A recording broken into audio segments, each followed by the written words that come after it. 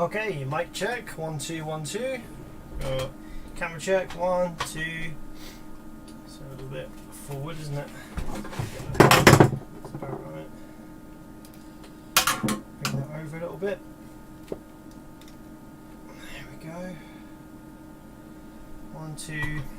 Scope cam and power supply. Yep. And hat cam. Hat cam is always the problem. Let's get that cam activated. Don't blue screen, please. Please don't blue screen. Don't blue screen. There we go. Lovely stuff. Lovely stuff. Hat cam is active. And screen. Excellent stuff. What's up, Paul? How's it going, man? Congratulations. You are first to the stream, Paul. Hope you're having a good day, good weekend. Yeah. What is this?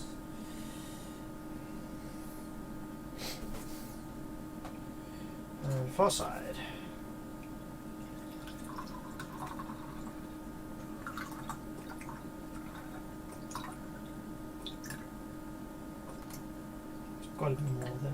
There's got to be more than one glass left in here.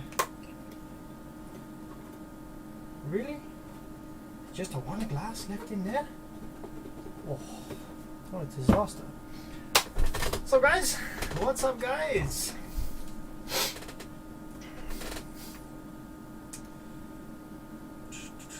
Move this like this, I think. A little bit. Let's get that like that. There we go. Mike Honda, how's it going, man? Good evening. Hope you're having a good weekend. Cheers, Mike Honda.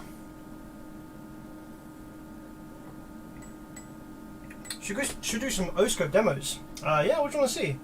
What kind of O-scope demos do you want to see? Just while we wait for the stream to pick up a little bit.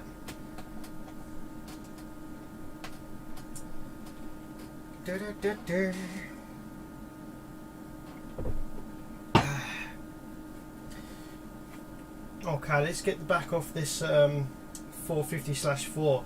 So I haven't done many of these actually, to be honest. He's 450/4, so this could be pretty interesting. Saludos desde Colombia.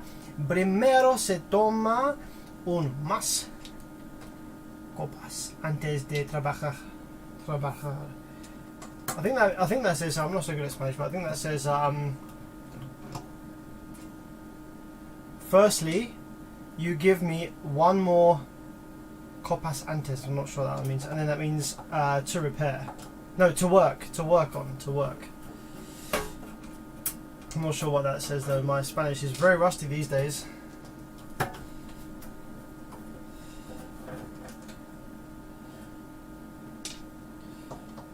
Right, how's everyone's weekend going anyway? Tell me about your weekend. What have you been up to?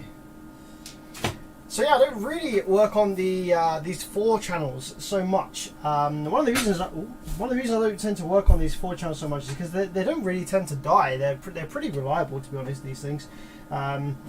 It's the 4 channels don't really tend to get abused so much like the sub amps do. So the sub amps are always the ones failing first, and the 4 channels are just kind of lightly used on some mids and highs, for example. So this is the old 450/4.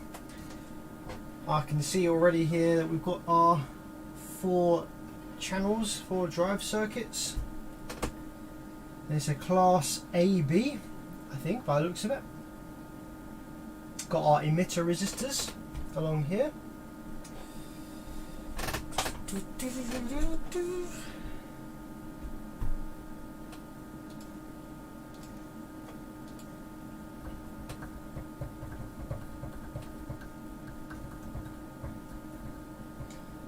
Paul, what did you mean by some O-scope demos?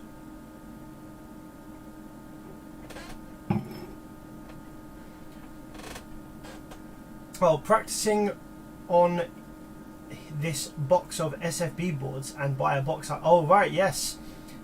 Paul, I think you mentioned that before, that you've got a whole bunch of Sundown Fullbridge donor boards to practice on. That's pretty cool. It's a shame they haven't got any heat sinks.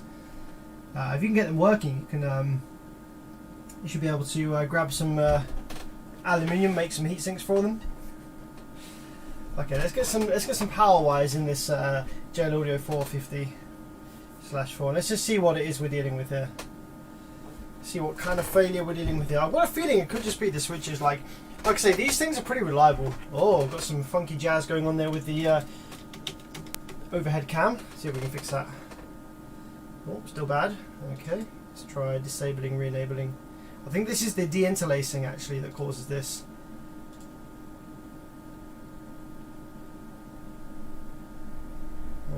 There we go, all fixed. Okay, cool.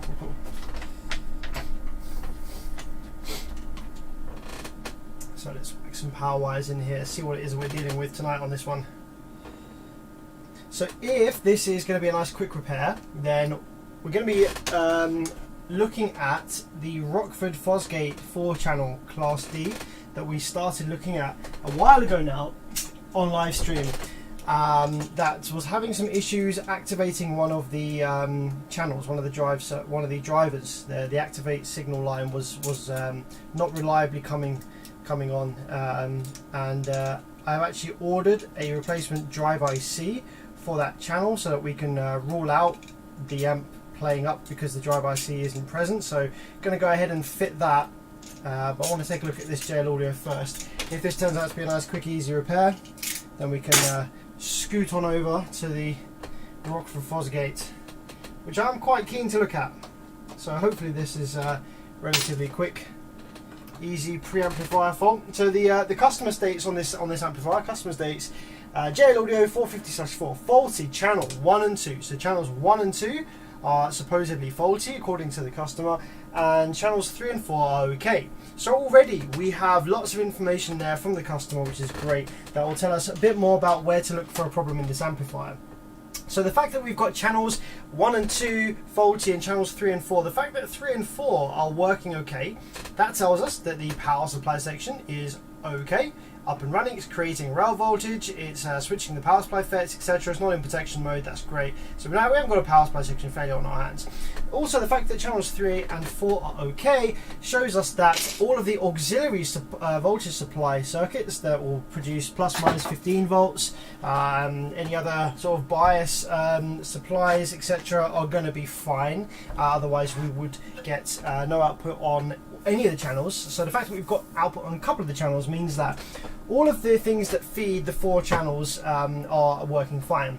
The fact that 1 and 2 are not functioning normally is going to be either a faulty component in the preamplifier circuit for those 2 channels, 1 and 2, or it could be like a dodgy switch that's preventing the audio from passing, or it could be drive circuit fault, but it's a bit less likely. You can see here in the board we've actually got the driver boards here for each of the 4 channels. You've got 1, 2, 3, 4. So if there was going to be a fault on the driver card, on the drive circuit, then the chances of the same fault happening, or a fault happening on 2 drive cards at the same time is quite unlikely.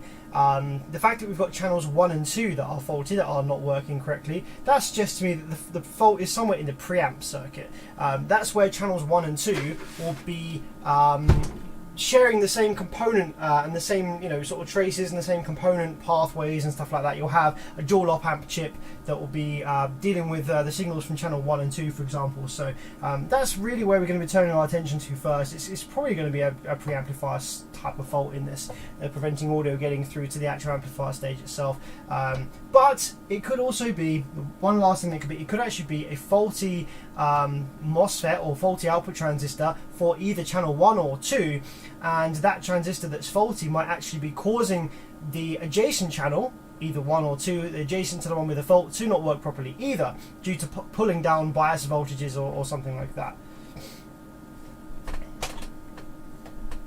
What's up, man? Back at it, enough respect. How's it going, my man? Thanks for jumping on the stream. Thanks for supporting the stream as always. I did a video for my Alpine Type X I sent you using the O-scope to test. Okay, cool, we can check that out.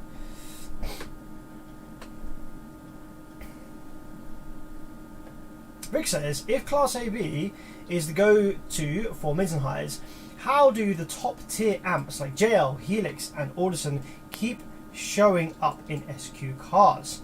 What are they doing to be preferred of lower tier Class AB. Sorry, buddy, what do you mean?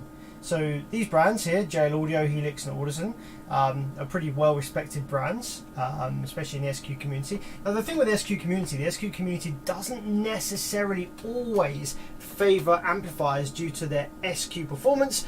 There is quite a lot of brand kind of names, you know, that play a huge part of it. There's a lot of truth in the saying, you hear what you see. And by that I mean that you can have something that sounds pretty average or sounds the same as something else, but if it looks nice, or if you believe that this is a higher quality piece of equipment, if you believe that the thing producing the sound is of high quality or is nice and looks good and stuff, then you will perceive it to produce a nicer sound than it actually is. So if you truly believe that your amplifier is of high quality and, you know, it's made up of high quality components and it's you know, produces a sweet sound and it's heavy and it looks nice and, you know, you just get that vibe from it, then you will prefer the sound of that amplifier over the sound of an identical circuit, like the exact same amplifier, but maybe in a less attractive case with a lesser known brand on the front, and maybe the knobs feel a bit more loose, or maybe it's, you know, so it feels a bit cheaper on the heatsink or something. Even though the circuit's identical, and even though the sound is identical and measurably identical, you'll prefer the sound of the one that you perceive to be better. So there is a lot of that contributes to SQ actually, even in the judges, even in the judging. There's been tests that have been done on judges that have kind of shown that to light a little bit. So obviously, yeah, you can train your ear to a very high standard, but you will always have this element of you hear what you see as well, a little bit, and it becomes less and less the more experience you get, but there'll always be a bit of that. So yeah, I'm not sure what you mean. What are they doing to be preferred? Oh, instead of a lower tier Class AB. So things that make a one Class AB amplifier more desirable than the next will be things like channel separation. So if you've got one channel playing, how much leakage is there of that channel's audio into an adjacent channel due to components being close on the board, traces and stuff like that, inductive kind of interference from parts of the amplifier. So higher quality Class AB amplifiers will have better channel separation, which actually leads to a greater focusing and greater imaging, like greater accuracy of the sound of the different instruments in the soundstage, because you've got each channel completely isolated from the next, and you've not got any leaking between the channels that are kind of distorting where the instruments are placed in the soundstage. You have a better noise floor, a lower noise floor with higher quality amplifiers, so that when there are quiet parts of a track or parts of silence, you don't get any background hissing or noise or anything like that to detract from the silence, because, you know, silence and lower sort of dynamics play a huge part in good music and, you know, a kind of emotional and a kind of dynamic sound. So having a low noise floor and being able to go from having quite a loud kind of like section of the song to then having like a small break of silence, or like a very quiet part, having a low noise floor allows that dynamic difference to be appreciated more, and you hear the finer details in the sound a lot better because you haven't got this noise floor that's kind of eating into those signals. You also have much better, a lower THD, so across the entire frequency range you'll have less distortions introduced by the amplified circuitry, therefore colorizing the sound less, so that it is being reproduced as closely as was recorded and as closely as the producer intended, so your amplifier isn't changing or affecting or colorizing any of the sounds or any of the frequencies in any way. That's just another thing that you'll get with higher quality Class AB amplifiers. Higher biasing as well, so that the higher frequencies, the higher the frequency is, the more the crossover between the NPN and the PNP transistor is noticeable, and so high biased amplifiers that have more of an overlap between the NPN and PNP transistor being turned on, you'll get a sort of sweeter, cleaner sound in the highs, and you'll get a sort of perceived brightness, or like a very high clarity and a high sort of crispness and niceness, with a lack of fatigue in the higher frequencies as well. There's lots of different things. that contribute to one Class AB amplifier being better than the next. A lot of that actually disappears when you put it in a car. Car audio, cabin application is actually one of the worst acoustic environments you can sort of be listening in. Really, it's very close. You've got a bunch of reflections all over the place. You're sitting in an off-axis a lot of the time, or even if you have the speakers aimed, so that you're on axis with the speakers, you're closer to one than the other. So you're having to introduce time alignment, delay artificially, which can can cause its own problems. There's lots of issues with car audio from a sound quality perspective, but so a lot of these differences in these higher end amplifiers, their benefits are kind of lost perhaps as soon as you put it in a car. But every little helps, I guess.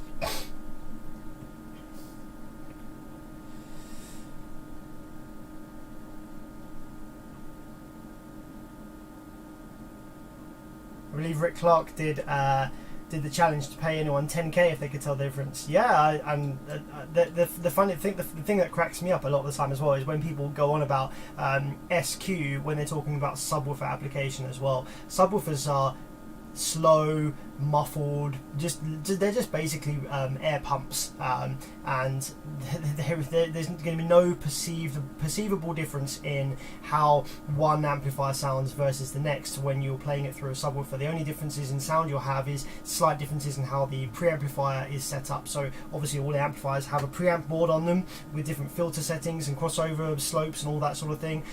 If you got rid of all of that and you just injected the exact same identical sine wave or same signal into the amplifier circuitry from one amp to the next, be it Class AB, be it Class D, be it something expensive, be it something cheap, the only way you're going to notice a difference between these amplifiers is if you are reaching the limits of any of these amplifiers. Obviously the more power you've got, then the better it's going to sound. That is the only thing that sounds good in a subwoofer application is power. Having dynamic headroom available is the thing that sounds good in between different amplifiers. And some people will say one amplifier sounds better than the other just because it just so happened to have a specific set of crossover filters set up on it that was nice and sounded good to the user. And also a lot of people don't just change amplifiers, they'll change their whole system, or they'll change a box, or they'll change a sub and amp at the same time. So most people aren't really comparing like for like systems when they're changing amplifiers perhaps, or maybe they're upgrading from a lower power amplifier to a higher power amplifier, therefore immediately it sounds better because you've got more power on tap and stuff like that. Actually going from having an identical system and swapping out purely the amplifier and completely bypassing the amplifier's built-in preamplifier stage and just using an active crossover or a DSP or a head unit, you'll never be able to tell the difference between two amplifiers running within their limits. Is absolutely impossible. But you say that to people online and they will argue and fight their cause, which is fine. I'm just giving this information based on the actual physics and the technical knowledge that I have about these amplifiers and about acoustics and about low frequencies and about how subwoofers work and stuff like that. If someone really feels that one amplifier sounds better than the other, then to them it probably will, because you have this belief of you hear what you see. If you really believe one amplifier to be of higher quality than the other, then it's going to sound better to you because you're already placing that sort of like expectation on it, and you're already giving it that benefit of it's going to sound better, and therefore it usually does, even though it doesn't, but it does. Have you had any luck ordering parts from RS Components in the UK? Yeah, I order parts from RS Components all the time. That's one of my main suppliers.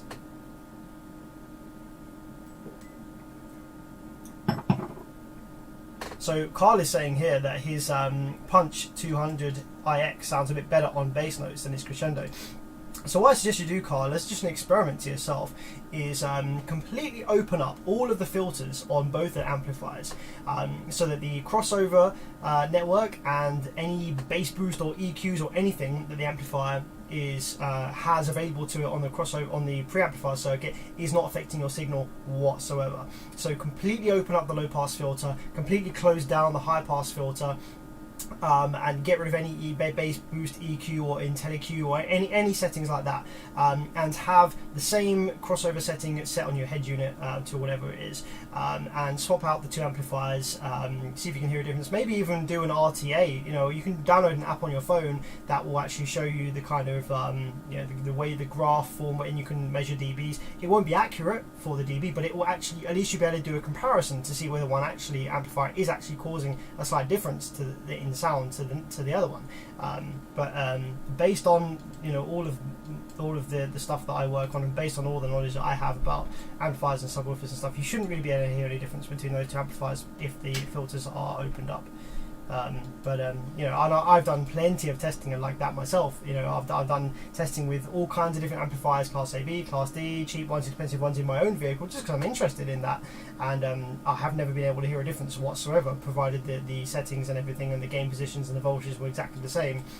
The amplifiers never sound any different to one another. But perhaps in your case there is something weird going on that does cause that. But I have never been able to make that happen.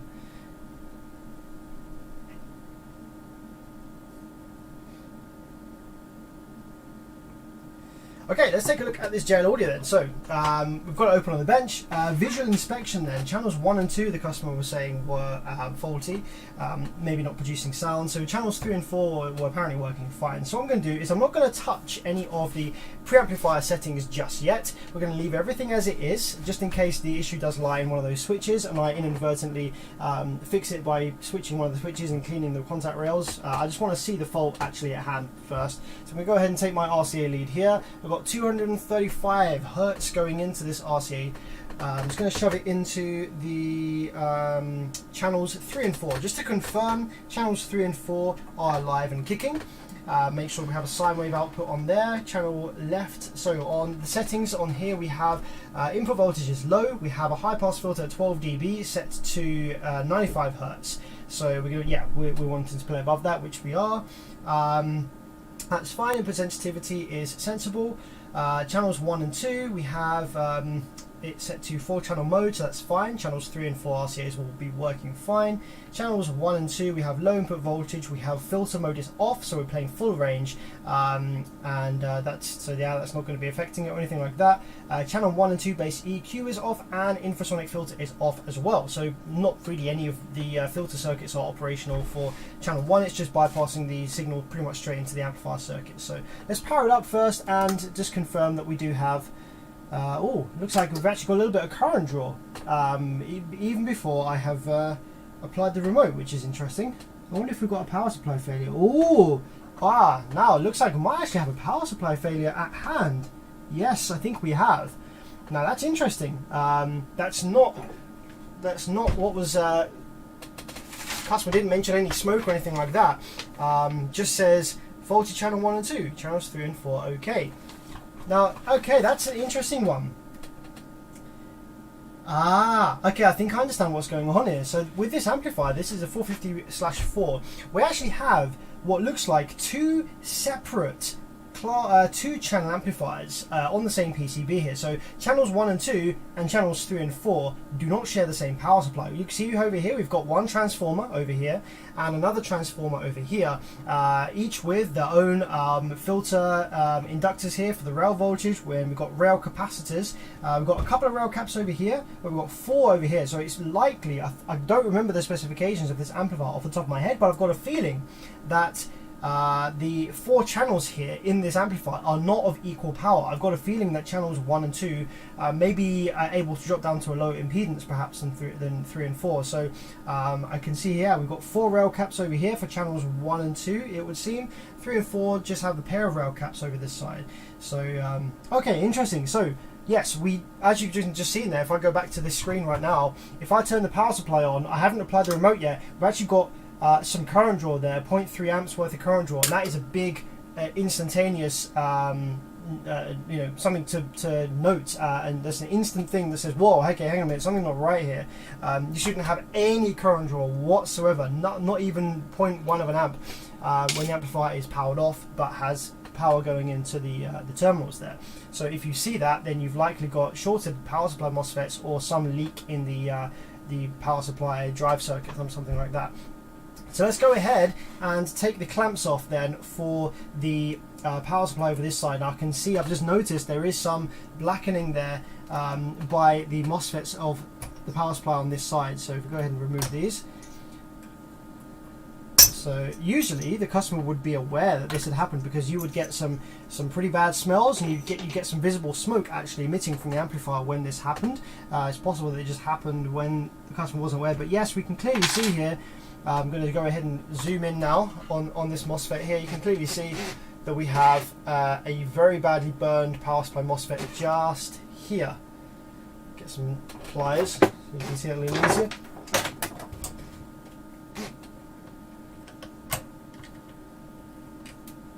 So this one right here has shorted and has burned from the current, as you can see there.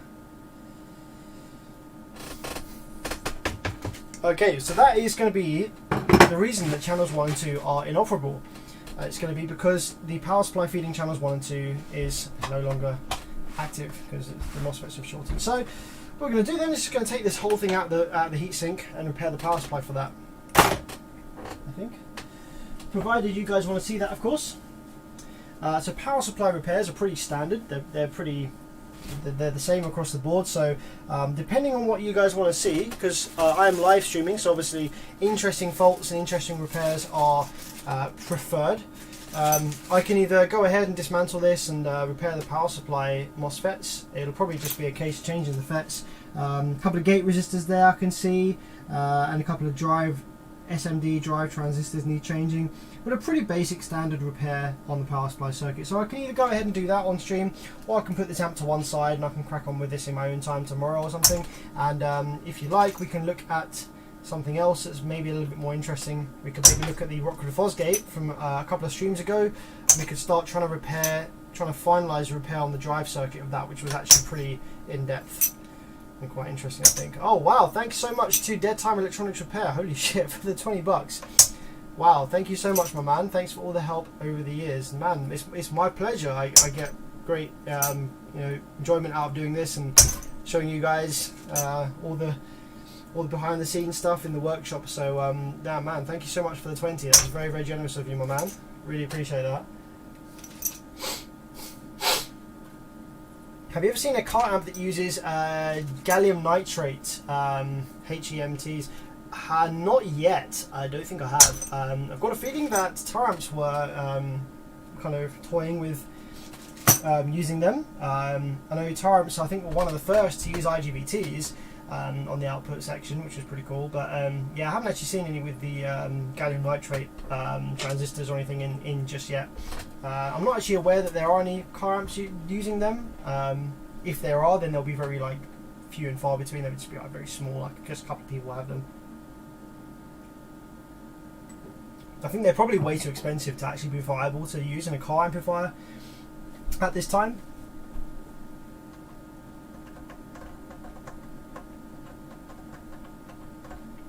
Kevin says, off topic, but I still can't believe we are using 12 volts for amps. People are drawing hundreds of amps and power supplies are sagging due to voltage drop. Push for 48 volt automotive.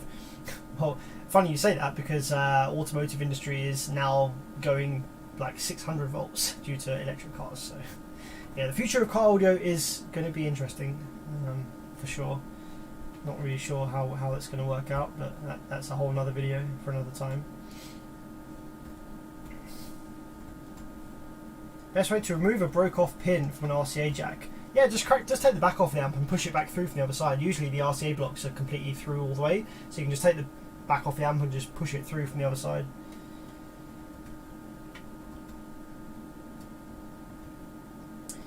Hey there, thanks for the tips you gave me about interference on my gas amplifier. I unscrewed it and it was not grounded to the heatsink. Oh crap, so maybe grounding the heatsink will actually resolve that for you, perhaps, because the heatsink will then act as a bit like a sort of Faraday cage in a way. It will sort of ground out the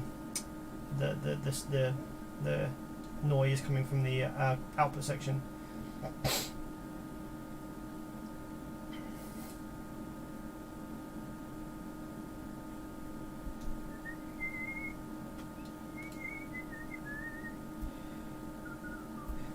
Jason says the gallium nitrates, they switch at 10 megahertz. Wow, that's quite insane. 650 volt, 400 amp in less than 1 nanoseconds. Yeah, that I definitely am keen to see some amplifiers using this this new technology. I have read lots about it, and I've been kind of waiting to see what happens, in case anyone brings out an amplifier that uses that. But I imagine there's probably lots of R&D going on in designing drive circuits and actual amplifier topology to run them, and to make best use of them. You don't need to switch these MOSFETs that quickly in a subwoofer amplifier, at least anyway. So if these type of FETs or these type of transistors benefit from a lower switching frequency, like if they just run more efficient, if they run cooler, if they run easier, if you don't need quite as beefy a drive circuit, then you could easily switch those way slower, and it would be absolutely fine in terms of subwoofer application. But this does open up the floodgates for incredibly high quality, very nice sounding Class D full range amplifiers. And I know they're already getting pretty good anyway, especially in the PA and hi-fi industry. So that's cool. Sound Digital GAN 300.2. Oh wow! Hey, let's check this out. I knew that the Brazilians would be one of the first to do them, but I haven't actually really been keeping up with it. Let's have a look, shall we? Let's see what we got.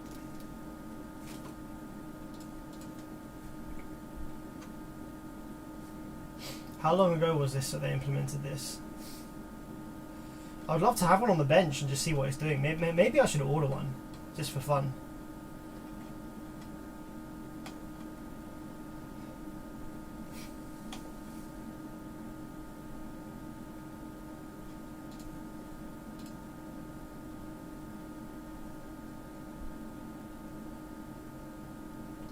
This is the same amplifier that won the SQ Amplifier Shootout, topping amps like Symphony and Genesis. Well, Genesis is incredibly highly rated in terms of SQ, so that's pretty insane.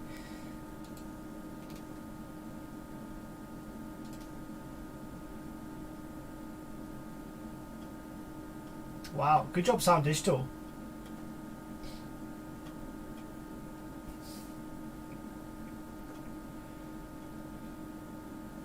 What are they saying the frequency response is? 5 Hz to 40 kHz. So yeah, I guess the output section must be switching pretty ridiculously fast to actually quote a frequency response up to 40k. I wonder what the noise floor is like though, because yeah, it's still a Class D, so you still got rail-to-rail switching, so you're going to need to have a filter network that is of quality high enough. With a switching frequency that high though, your inductors and stuff can be absolutely tiny. Yeah, wow. Yeah, actually, probably actually that probably eliminates a lot of the issues with the filter network, because with such a high switching frequency, the switching frequency is going to be so far removed from the actual frequencies you're wanting to get out of it, the audio frequencies you're wanting to get out of it, that that might actually be pretty easy to make be nice. That's insane. Thanks for the info there, Kevin. That's pretty interesting to see. So guys, I'll leave it up to you. What would you like to see? Would you like to see me run through the power supply section repair of this JL Audio 450/4? It's going to be a pretty standard procedure, power supply repair, nothing too exciting. Or I can just pop this to one side, sort this in my own time. We can look at the Rockford Fosgate. I think I might do that. I might either look at the Rockford Fosgate that we've had in the last couple of streams. Alternatively, I can take a look at, I've got another couple of amplifiers here that might be good to look at. I've got a Taramps DS 1200x4, which is a little full range 4-channel by the looks of it. Little 2 ohm stable 4-channel, pretty compact thing. I've also got an old school HD 3000 from Taramps that we can look at if you like.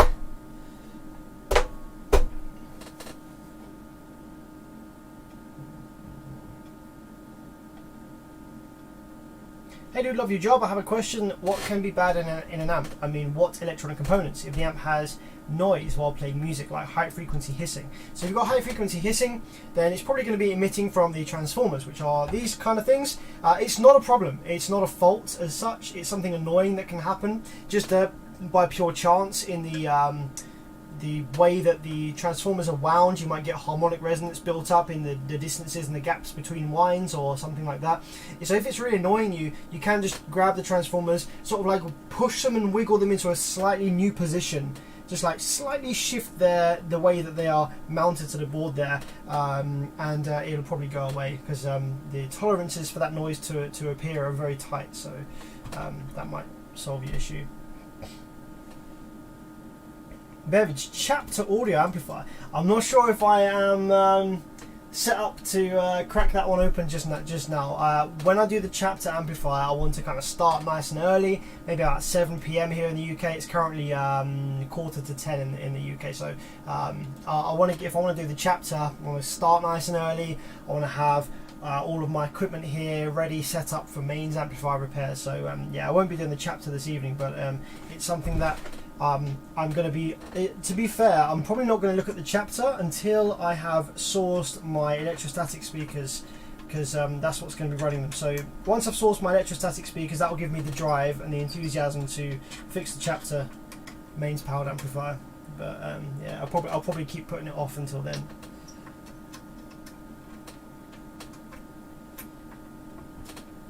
The Tyrants would be nice. Okay, a couple of people want to see the Tyrants 4 channel. Okay, cool. Sounds good to me. Let's bust that one open then, and see why that's here. I don't actually know what the fault with that one is yet, so we can find out together. Okay, yeah. Let's pop the gel order to one side then. Oh wow! Thanks to Nicholas for the 100 sec. Appreciate that, my friend. Thank you very much. That's very, very kind of you.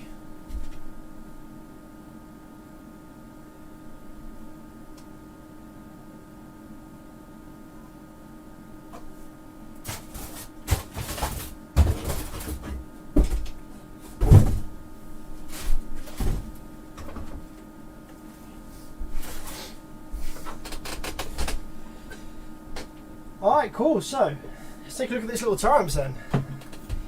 Interesting little thing. I'm going to change the current amp on the stream. What we've got, Tyrants DS1. Cool. I actually remember to do that these days. Looks pretty new. It's still got the protective sticker on the front. It doesn't look like it's ever been opened before. We've got the warranty sticker still intact. So yeah, let's go ahead and take this apart. Now we can't take the back heatsink off by itself just there. We're going to need to take one of the side case panels off in order to get the back off, because it's the way it's the way that it's on there. Is it true that most Class D full range only reach 15 kilohertz? Yes, something like that. Yeah, with most of the Class D full range that I've tested, once you start getting above like sort of 10, 12 kilohertz, the response and the sine waves start looking a bit funky for sure. And that's partly to do with the pretty low switching frequency that you find on most of these car audio Class D full range amplifiers. The switching frequency doesn't tend to be very high. So in order for the switching frequency to be filtered out by the filter network may end up colorizing or affecting the actual audio spectrum that you're going to be wanting to listen to, especially in the high stuff. Hello Sam Parry on the live chat. How's it going, man? Good evening to you. Thanks for jumping on and joining the stream. Always a pleasure.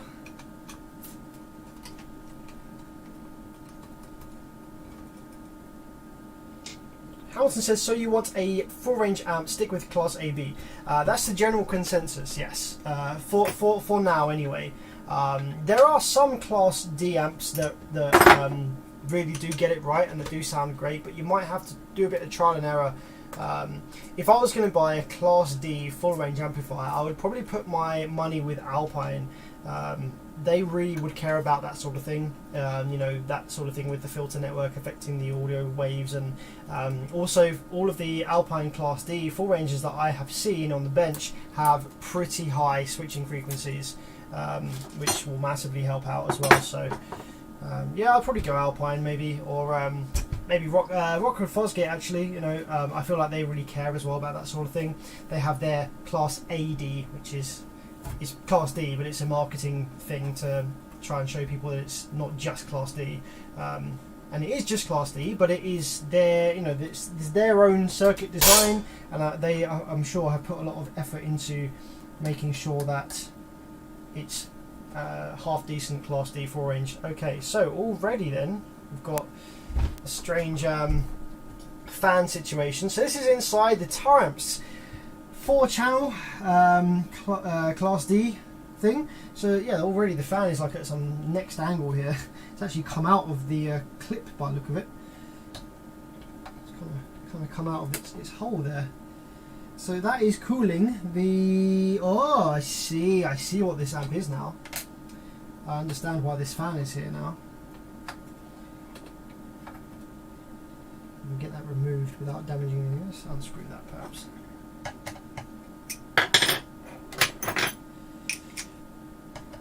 Okay, so I think I know what's going on with this amplifier. Where the heck is that one, maybe? Yeah, there we go.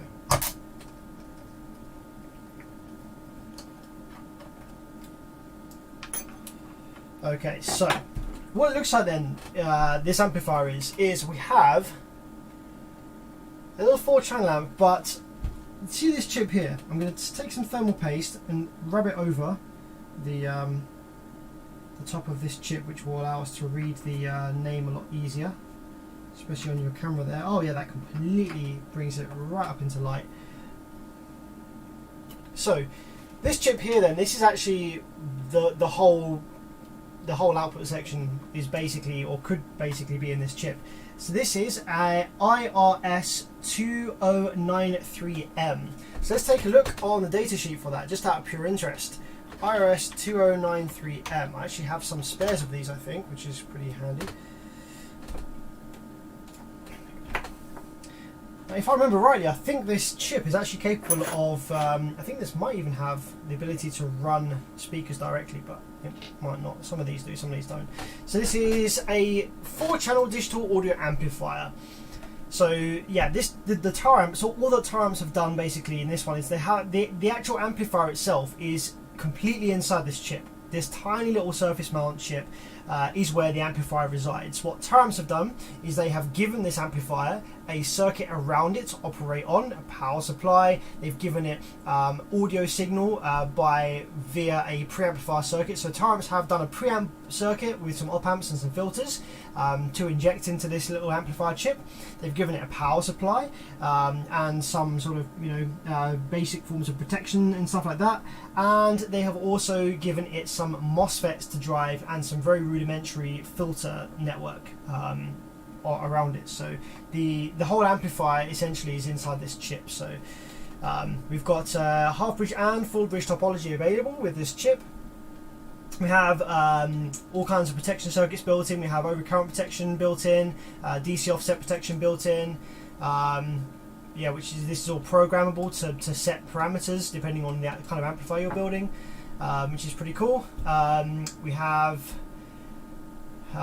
versatile input structure for self-oscillating PWM, cool, and you can have external clock synchronization. So if you want to synchronize your output section's switching frequency with, for example, a switching power supply, then you can do that by injecting external clock synchronization with the power supply. You can have like a multiplication value of the power supply switching frequency, or a harmonic, for example.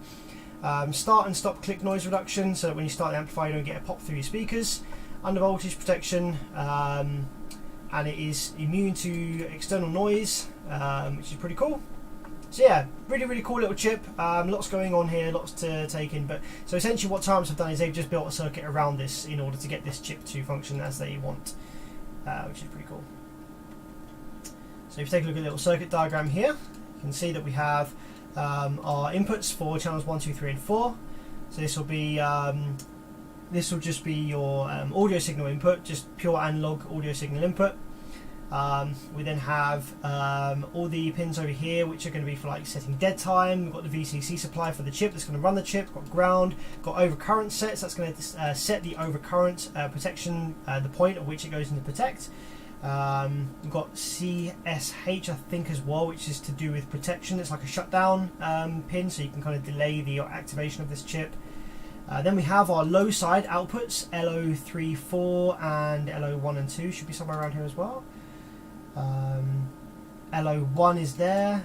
Where's LO2? LO1 and 2 are there. So 15, 16, there's our low side outputs, and our high side outputs are here. Okay, so this chip can't directly drive the speakers, as some of them can. Some of them have actually built in, output MOSFET output sections to directly drive speakers that don't actually need any external MOSFETs. However, this is just a driver, and you'll need some external MOSFETs, which in the case of this TARMPS there obviously are. So this chip supplies low and high side outputs, gate drive outputs for the MOSFETs to run on.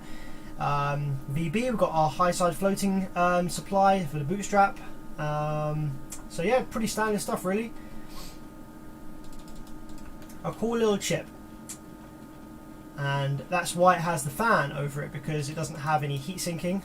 There's no heat sink applied to it, so it will run relatively warm. There's a lot of transistors in there. There's a lot of circuitry printed onto that silicon die inside this chip, so it does need a little bit of airflow across it to keep it nice and cool. There's a circuit diagram of inside. You can see what's going on in there. See all of the logic paths. This is basically a logic diagram showing you, the different the pathways of the signals, and how different parts of the circuit interact with each other. Protection control, which will control the dead time.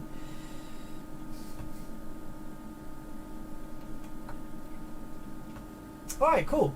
So now we've taken a quick look at that. Let's have a look at the implication of the way that's been implemented into this circuit. So chip is there, obviously. Got some capacitors around the outside, which is probably for bootstrapping the high side, perhaps. I'm just taking a wild guess right now. But we've got 4 of them, so I imagine 1 per channel, so it could be high side bootstrap. Got some diodes around here as well, which is probably to do with the high side bootstrap. We've got an optocoupler there, which might be to do with electrically isolating the preamplifier signal side from the output drive circuit, perhaps. This chip, the signal might go through there, or maybe one of the supply voltages might go through there. Optocoupler, just to kind of give some electrical isolation. Maybe there's a DC offset change. Maybe the preamplifier circuit is working with an actual 0 volt ground, whereas the output section has like a floating midpoint ground because it's only using a single positive rail voltage, for example. So that's cool. That might be the reason for that optocoupler. We have our output filter inductors here after the MOSFETs, and we have our output MOSFETs, and we're going to have 1 high side and 1 low side MOSFET per channel. So this is 1 channel. This is just 1 little channel here, and we've got our high side and low side FET, and then channel 2 high side low side, channel 3 high side low side, channel 4 high side low side. So why is this amplifier here in the workshop with me then? So we're going to take our multimeter, just make sure that none of the output MOSFETs are shorted, which is going to be the most common failure you'll find with this kind of board. So okay, this channel doesn't seem to have shorted MOSFET. Let's try this next channel here. Okay, no shorted MOSFET on this channel. And this one. Okay, no shorts. We could have a case of the cursed stream, where all the amplifiers that I decided to get out for live stream end up working fine. Alright, so no shorted output MOSFETs. The power supply MOSFETs as well. Let's take a quick look down here at the power supply FETs. We can do a quick check across the terminals to see whether we have a short, which we don't, so the power supply MOSFETs are probably fine. I don't seem to have my multimeter cam actually. Let's see if I can get that up and running.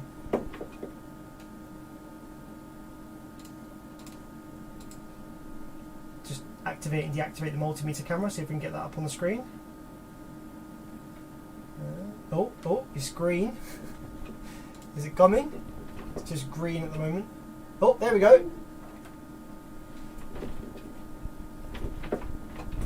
I'm sort of playing with the wires by my foot. I think I've got a dodgy USB cable for this this camera right here. Okay, we might have to roll without the multimeter camera for now. This is the TARMPS, yeah, so the title of this live stream was the amplifier that I was first looking at, but now we're looking at something different. Would it make a difference if the fan was blowing the other direction? it's currently blowing down onto the chip. If it was in the other direction, then it would be sucking air away from the chip. Probably wouldn't make a great deal of difference.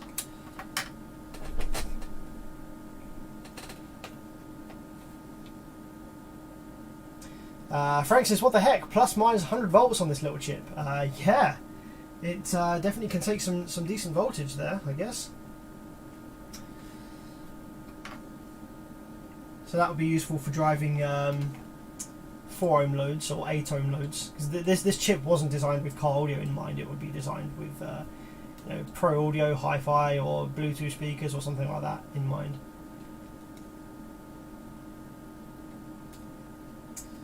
Okay, so no shorted output FETs means, and we've checked the power supply, no shorted power supply FETs either, means we're probably pretty safe to go ahead and apply some power to this board now, get this amp powered up and see what it's doing or what it's not doing. So I'm going to go ahead and just really quickly desolder this fan so it's not kind of in the way and sort of floating around here.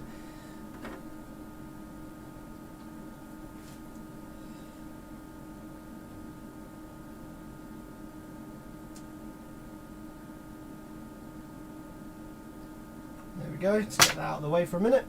Let's get some power wires in here. Let's see what it's doing or not doing. What are the chances that it works fine? If it works fine, at least we can see what the switching frequency is like, and we can actually test the noise floor. That'd be pretty cool to see.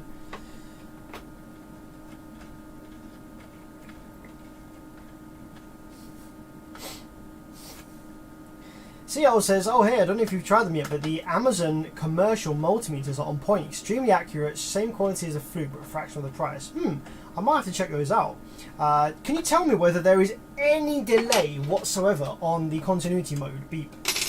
Because that is the make or break deal for me with multimeters, is whether there's a delay in the continuity mode beep. It drives me absolutely insane. Also, are the multimeters, are they manual range or are they auto range? Because I hate auto range multimeters with a passion.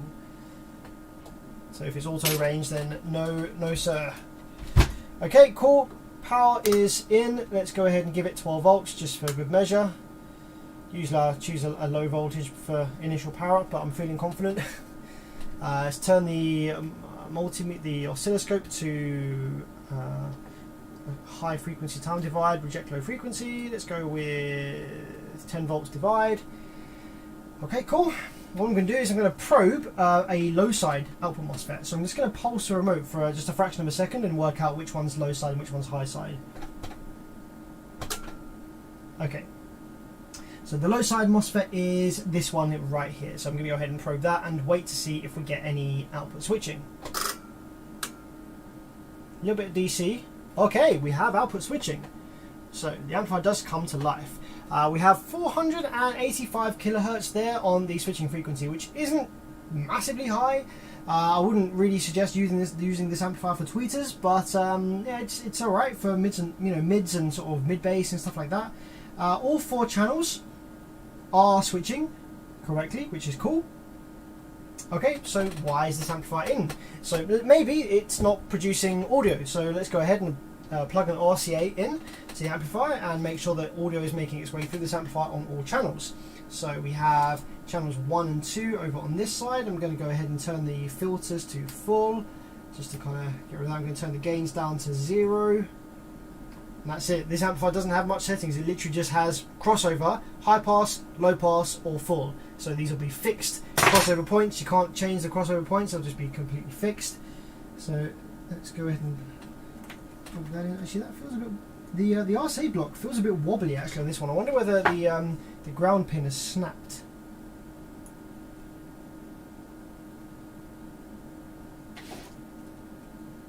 No, I think they are just wobbly. I think they just have a bit of movement to them.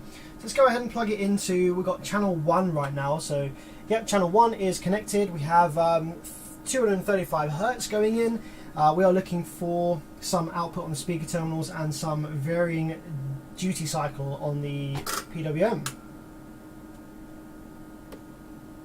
Okay, so where is channel 1? Let's have a look. Channel 1 is here.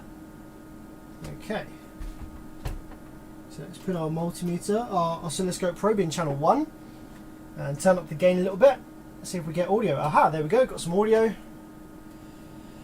So does this amp just work fine then?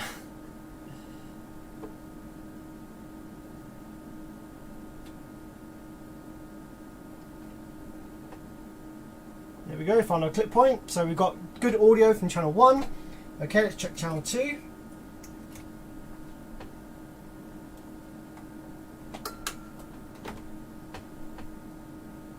Yeah, we have good audio from channel 2. Check channel 3. Why does this always happen on the live stream?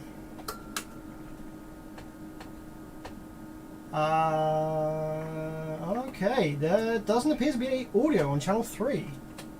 Okay, yeah, maybe we have a fault there, and that's pretty cool. So channel 3, I don't seem to be getting anything. Oh, I haven't turned the gain up. That's my fault. Okay, channel 3 seems to be working just fine. Clip point there, and channel 4. I forgot that there was a separate gain knob for channels 3 and 4. Channel 4. We have audio. Okay, so we have audio on all 4 channels. Great. So I'll just now need to endurance test this, but maybe the customer had a wiring fault. But what I do want to check is I want to check to see what the noise floor is like. I want to see what is this amplifier actually like. So one of the first things we can do is we can actually look at the frequency. We can go up all the way up to 20 kilohertz and see what it looks like on the scope and see what it sounds like through a speaker as well. It's got a little speaker here, one of the old Rotel boxes. So what I'm going to do is I'm actually going to go ahead and connect up one of these wires to the negative speaker terminal, which should all be common. And then I can go ahead and roll my way through the different channels, and we can see what it actually sounds like with a sine wave. Yeah, the ground is completely common. It only has 6 sets of output, which is completely normal, because the ground is common. So let's put that there. Let's go ahead and so we know all 4 channels are working, so I'm just going to go ahead and stick to channel 1. It's over here. Let's go ahead and pop that in channel 1.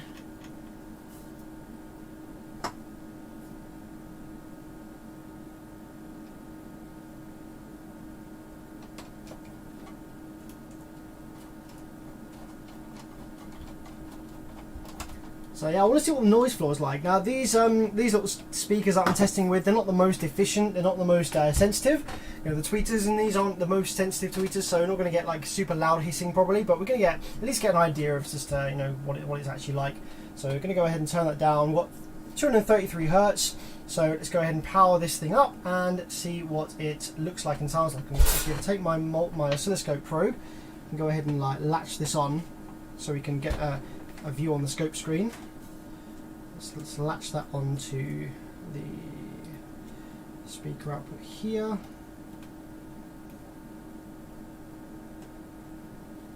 That's nice. Okay, so let's power up.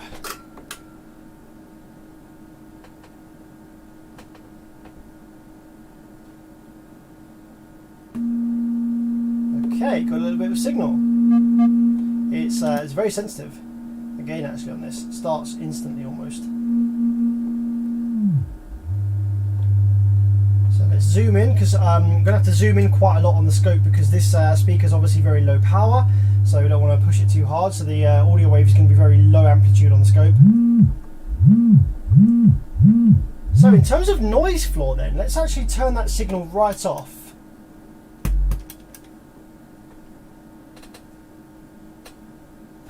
Actually nothing. There's actually no noise floor at all on this, like nothing that I can hear, even putting my ear right up to the tweeter there. Let's turn it back on. Oh, it's tiny. There's a very, very faint background.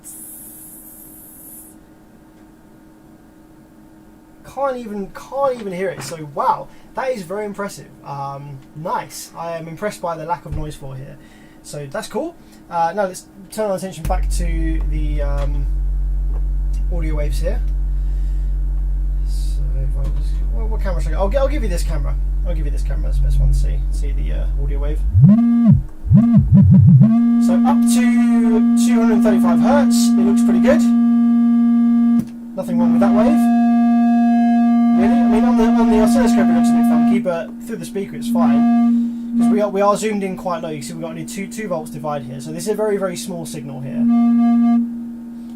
Okay, let's go up in frequency. Oh, it's very loud. Even at that tiny little amplitude there. Oh, very loud. Ah, it's very loud. Okay. Still looks and sounds alright. This might actually be clipping my streaming microphone, so I'm going to turn my streaming mic down actually, because it might be a bit loud for you. So down, down, down, down, down, down, down, down. That's a little bit less loud for you, I think, probably.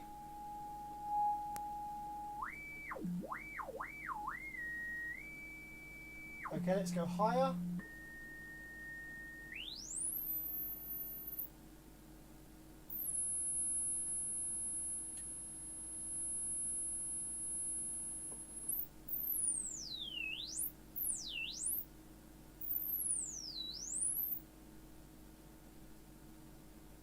Like, fair play, it still holds out. Looks pretty good.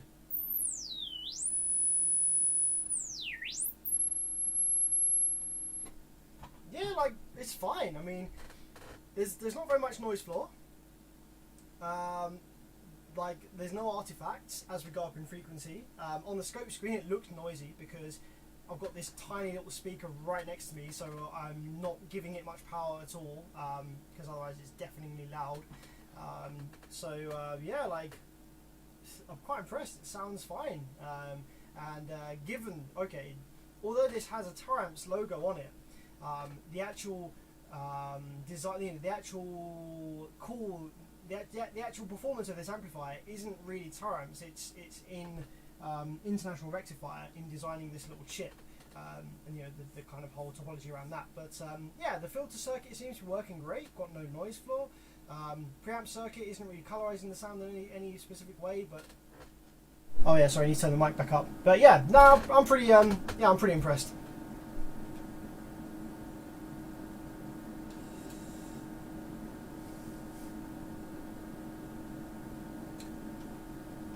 Yeah, sorry if that was a little bit loud, by the way. I've got no way of knowing what it sounds like through the microphone. So, all right, cool. Yeah, there doesn't seem to be any fault with this amplifier, which is the standard thing to happen on live streams. So let's put this one away and look at something next.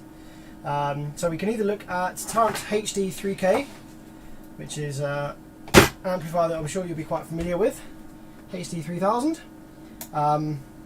or I can solder the drive chip into the Rockford Fosgate 4 channel that we were looking at a few streams ago and see if we can get any further with that one.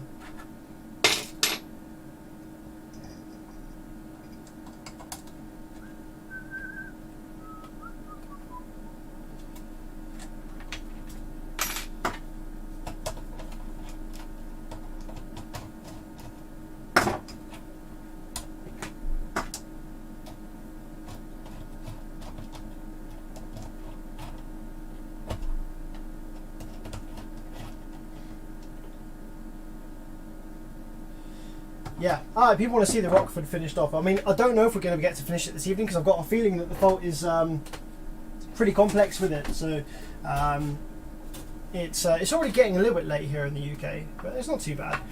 But yeah, I might not be able to finish the Rockford this evening, but we'll take a look. We'll solder the drive IC in place and then we'll go from there.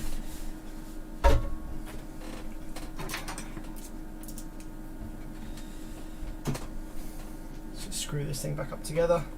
So, a no fault found. Oh, I need to put the fan back in, don't I? Duh, stupid ass.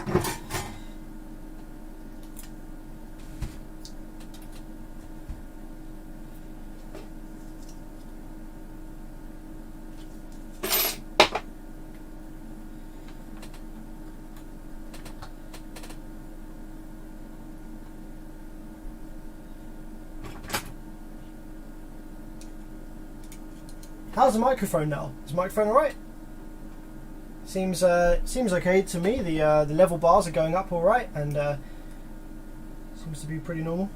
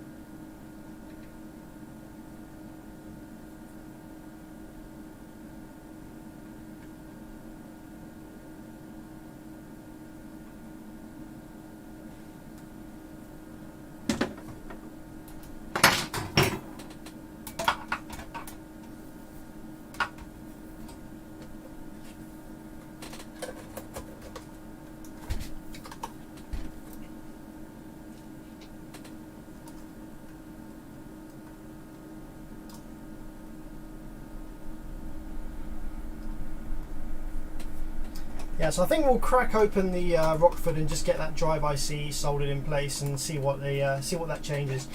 Who remembers what was going on with the Rockford Fosgate 4-channel repair? I'm sure most of you actually are regular viewers and stuff, so I'm sure you were there for that one. I think that was quite a popular stream actually. There's quite a lot of people watching, so I imagine most of you will remember that one. But for those of you who didn't, we had a Rockford Fosgate 4-channel Class D. Is it one of their Class AD? It's the 1000 watts one. Pretty nice amplifier. We started off with a failed output drive IC. One of the output drive chips had failed. In a non-catastrophic way, it just stopped working. The output Mosfets themselves were fine. It took a hot minute to trace that back. So we did that. Replaced the drive IC with a known good working one from another channel just to confirm that the channel was repaired fine. The channel was repaired fine, but we actually had an issue with the actual driver card in that it wouldn't activate. It wouldn't send the activation signal to the drive IC.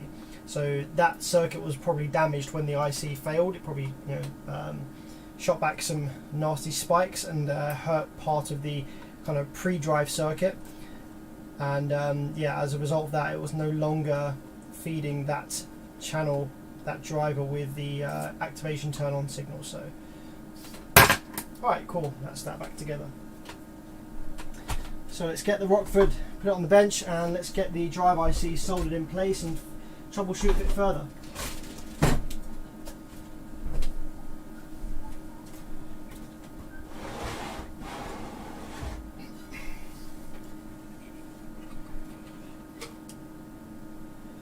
There she is.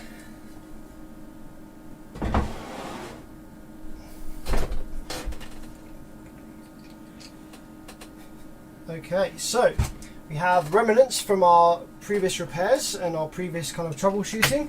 We have one of the channels down here. Now this channel wasn't the original faulty one. This channel up here, this was the original faulty channel.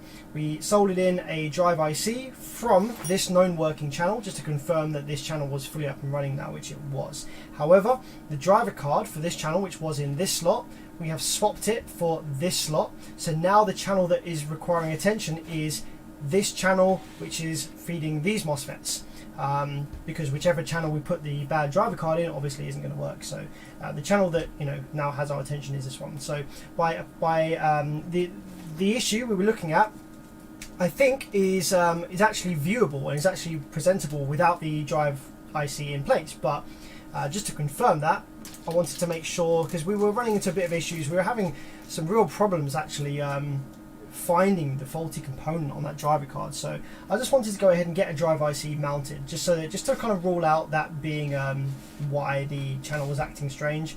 So I'm going to go ahead now. The reason we've got these little jumper wires on the Mosfets is because these Mosfets use the circuitry in the drive IC to pull the gate charge down to ground when the amplifier is not active or when it's idle. And without the drive IC in place, these Mosfets had no pull down whatsoever on the gates. The gates are just floating in midair, and as a result of that, they pick up some charge from the air around them, and the Mosfets turn on all by themselves, which is obviously can lead to catastrophic failure. So by shorting the gate to source, we eliminate that possibility. Do you repair home audio amps as well? I have done. I don't offer it as a service, but I have done for myself and close friends and stuff. I repaired a Technics SUV 60 recently, and I now use that in my kitchen for some kitchen sounds. The SUV 60 actually had some really annoying, interesting faults with the circuit that deals with the relay activation for current drive. It would kind of work fine for about an hour, and then it would just click into protection for like no reason, and then you'd have to leave it for ages, and then it would click back into activation again. It was really strange. It took me ages to find the problem. The problem was a faulty capacitor, just a tiny little capacitor that was leaking, and it was only leaking after like a while. So these chips, these drive ICs, are no longer manufactured, and I've actually had to order these from AliExpress. So my confidence in these chips is somewhat low, and because they take so long to arrive, they're not very expensive, but they take so long to arrive from China, that I want to minimize risks on damaging these chips from high heat through soldering with the hot air gun. So I'm actually just going to go ahead and at least to start with, solder this in with the iron, just kind of like gently soldering it in leg by leg. I'll just sort of put some flux on the board here. I'm just going to kind of get one leg mounted, one sort of leg soldered down to start with, I think. See, already one of these legs is a little bit bent on. Okay, let's get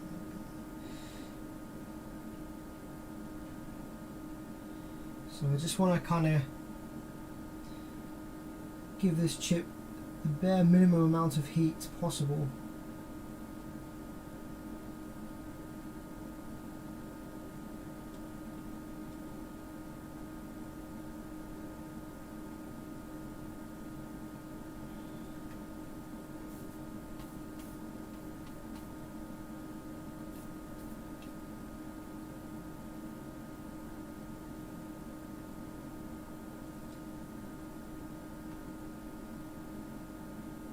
Especially with these Rockford boards, they have such a high thermal mass. So it's a bit like lock picking. I need to find the pin that is the one that's touching the most, the one that has the highest pad. So I can solder that one down first, but I can't find it at the moment. Okay, no, I still haven't found it. So there is a little bit of solder on these pads, obviously.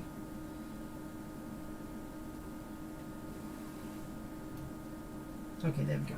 So we've got one side that's locked in place. Now what I can do is go ahead and go on the other side, and I can apply some fresh flux and start just soldering these leg by leg.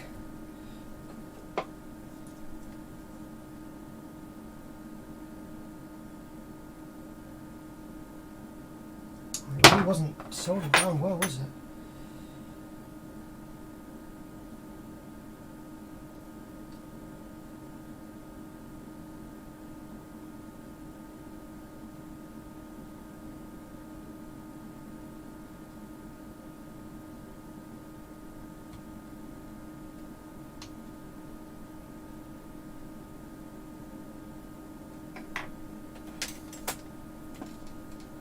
Why don't you use your magnifying glass? I don't need to at the moment. I can see perfectly well all of this stuff. It might look quite small on the screen there, but this is relatively large surface mount rework stuff compared to some of the stuff you can do. When I've done Nintendo Switches and stuff, that stuff's absolutely tiny.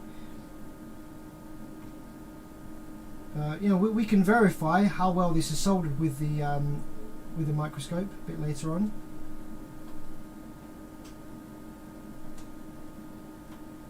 Fucking hell. This is all of the wrong equipment, really.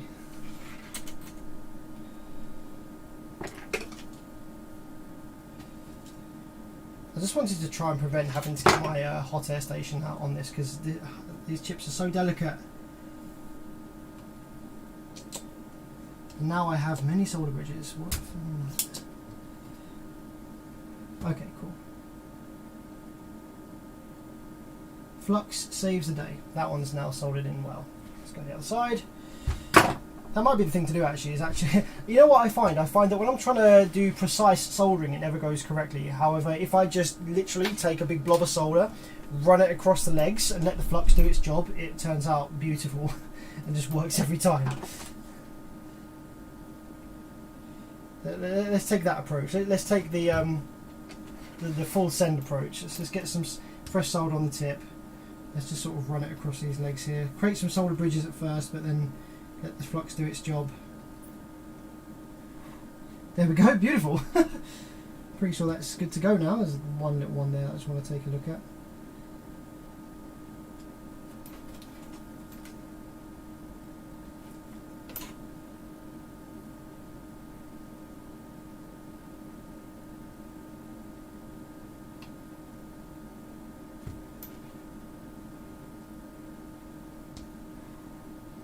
Okay, beautiful, perfect.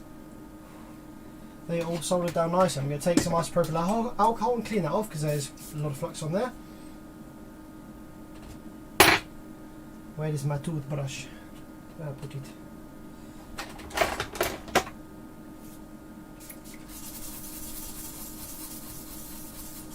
Davis, why not using hot air? Did just explain that.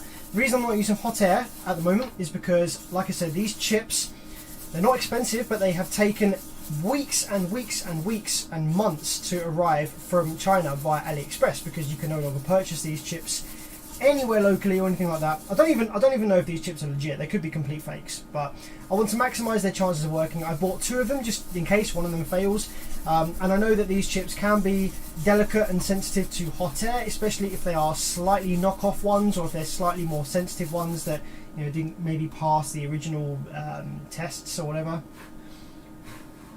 But this is the only way of getting this amp up and running, is by using these chips. They're only available on AliExpress at the moment, so I want to maximize their chances of working. And if they are going to be sensitive to hot air, then I want to try and avoid damaging them by any way, shape or form that I can. So just kind of soldering the legs by hand here, which is going to minimize the amount of heat soak into the chip itself. There's just a couple of the end pins here which I just want to make sure are soldered. They look alright, but they look a little bit less than the rest of them, so I'm just going to whack some solder on here like that. That's good. And lastly, that one over there. Cool, that looks good.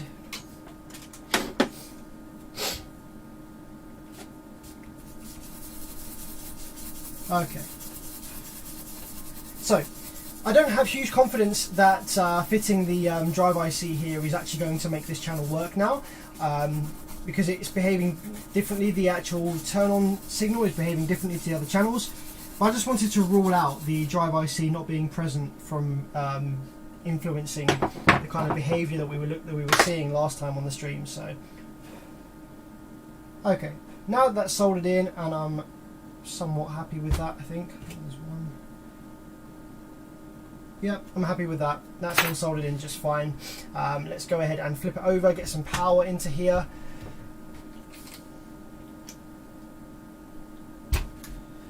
And see if we can work out what the heck the issue is with this driver board on this channel. Oh, no worries, Elliot. That's fine. Yeah, I appreciate that. Some people might be behind on the video. That's cool.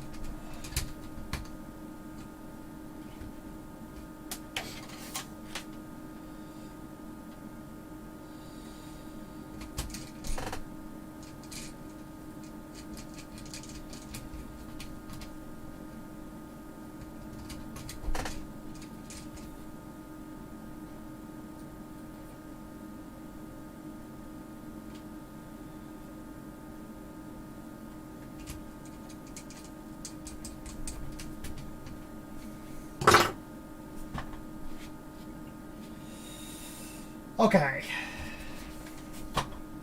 so let's see if that has made any difference. So what we were seeing before when we powered this up is we were seeing that the power on signal, the the activation signal to this channel now, which has the kind of faulty drive board in it, it wasn't present on the drive IC.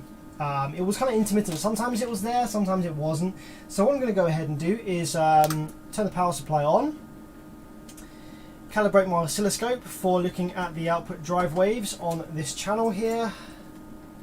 It's giving me 5 milliseconds, 5 microseconds there. I want to look at the low side on here.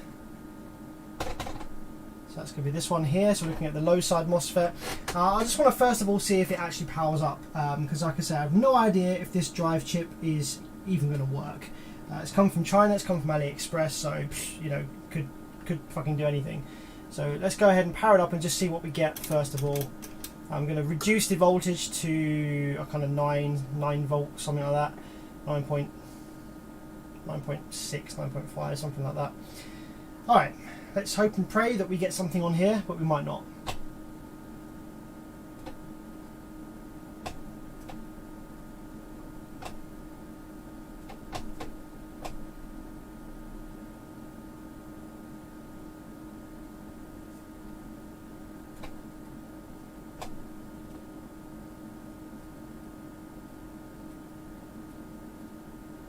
Okay. Okay, so some of the channels have come to life. We've got this channel here alive. Oh shit, this channel here is not alive? What the heck? Oh no, some of the channels do need a bit of a kickstart, don't they? If I remember rightly. Let's go ahead and kickstart a couple of these channels here by just touching the RCAs. There we go, so that's that one kick-started. That one's working. That one's not working. That one's working. Okay, so we have all channels operational apart from our problem channel, which is, as expected, that's what we were seeing prior to fitting the chip. So, okay, that's fine. Cool. So we had the same problem that we had before, no worries. So I just wanted to fit the chip just to make sure that wasn't what was kind of causing it. What I think I do want to check on though is, I don't, like I say, this chip, it's come from AliExpress, no idea if it works. What I might do is I might swap over our problem drive card with a known good working one, swap the locations round, so that I can just check this chip from AliExpress, because we know that this one works, so I can put the working one in this channel and just make sure that actually does come alive and actually switch on the output section, and then we can further diagnose this this faulty driver card somehow. I think what I might want to do next is my next port of call on this amplifier. So we've done lots and lots of troubleshooting, including troubleshooting with a schematic for the Class AD drive card here, and we were really struggling to figure out what was going on, why this wasn't activating this channel. We traced all the way back through the activation circuit, all the way back through many components and transistors and diodes and resistors and all sorts of bits and pieces. Couldn't really find anything that was wrong. So what I might do now is I might sort of take a more passive approach. I might desolder these two drive cards, this one being the faulty one, this one being known working, and I might just go ahead and start comparing some multimeter diode mode readings and just try and find some difference in readings between these two cards just on the multimeter, just kind of probing random components around the area that deals with this part of the circuit. Yeah, by desoldering both of these chips, I will have the opportunity to switch their positions and put the working one in the channel with the new chip from AliExpress, just to confirm that works, at least, you know, just to make sure that's okay. So yeah, I think that's what I'm going to do next. I'm going to go ahead and desolder this drive card, because yeah, this isn't working still. So we're going to need to desolder it anyway to kind of troubleshoot it a bit further. So I think that's what we're going to do now. Make sure that there's no voltage left in the board. I'm going to turn on the big soldering iron to get that warmed up.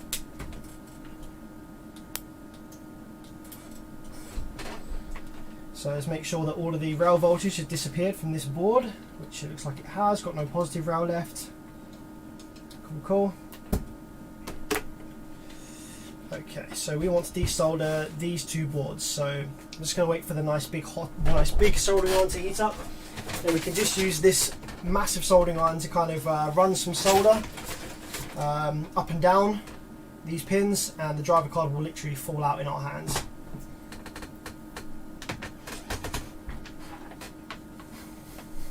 I have to say, this is one of the more persistent repairs that I've done in recent times. Usually I'm able to find the fault a lot quicker than this. This one's really persisting. It's not really making a great deal of sense on this one. 87 viewers, how's it going? Tell me how your weekend's been, guys. What have you been up to this weekend? Any plans for today, tomorrow?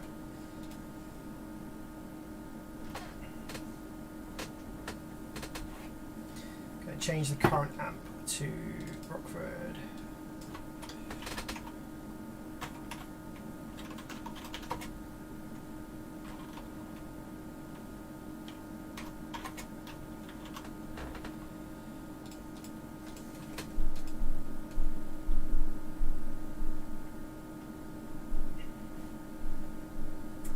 How's it going from Mexico? Wow. Hope it's all good in Mexico these days. You see Wriggle oscilloscopes on much repair channels. Don't know if these are Chinese. Wriggle? Not sure actually. I mean, most stuff is made in China these days, but I don't know if they're Chinese designed or not.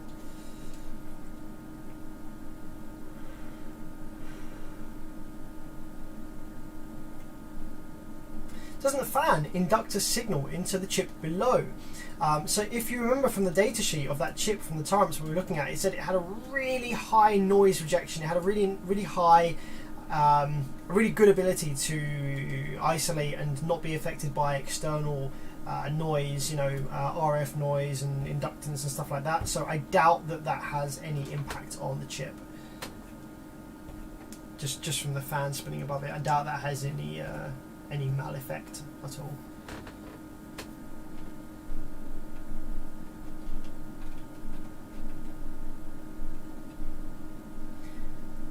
Sam, got to catch a few men.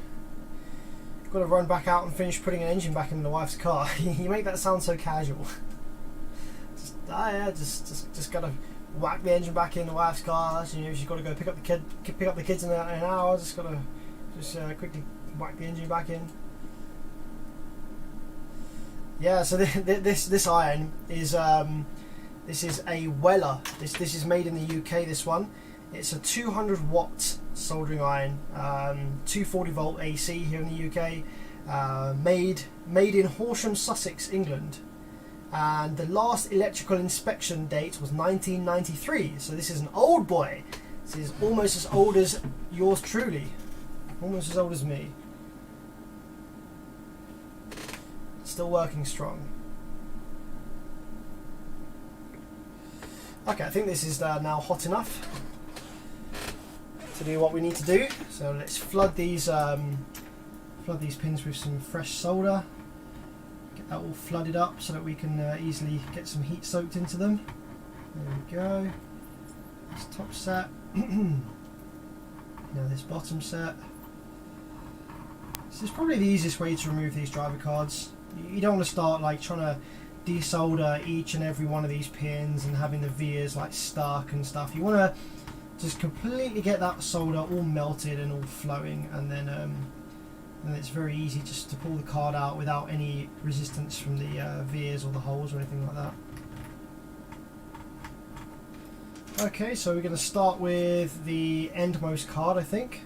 So we're going to start with this top. Going to grab the card from this end, and we're going to melt the solder on these pins here, and then just gently pull a little bit on these.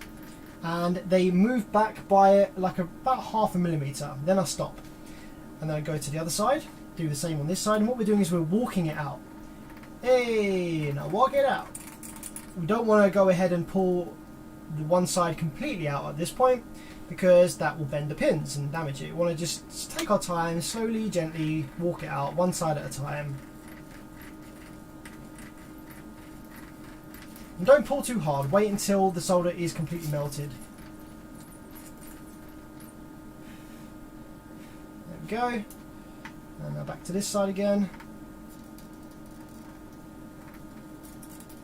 Okay, cool, that's moved out about another millimeter.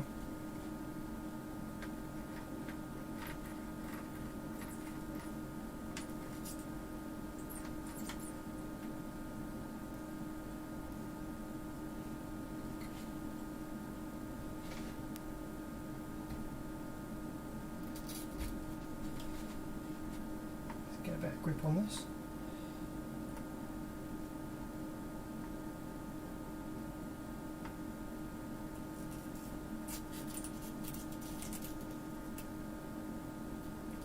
Okay, turn attention back to this side.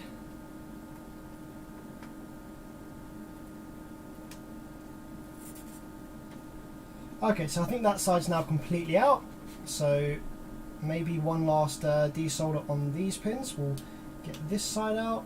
This side is definitely fully out, so there must be a little string left on this one.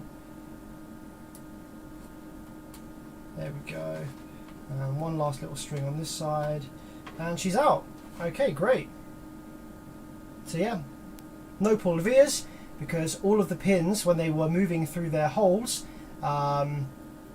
they were moving completely freely without any resistance. I wasn't pulling hard at all. I was just very, very gently pulling on each side to walk it out. So I just need to do the same on the second card now. So I actually need to remember this card is the good working one. So I might have to actually put a sticker or some kind of marking on there to let me know that this is the good working one. How can I do that? Stickers don't stick very well to this kind of board. It's flux and everything, so I need some other way to mark it.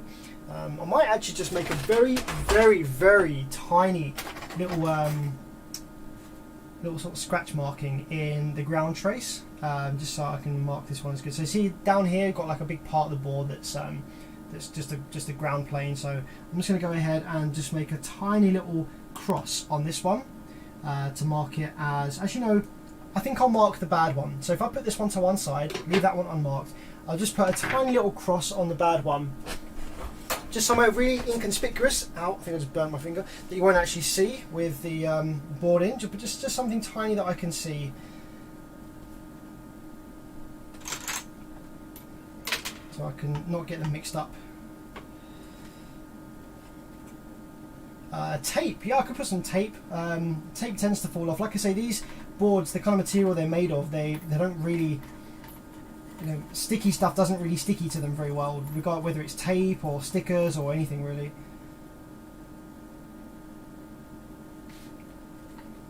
So you only need to use low melt solder if your iron isn't strong enough. So with an iron this strong, you can just use regular solder and it's perfectly fine.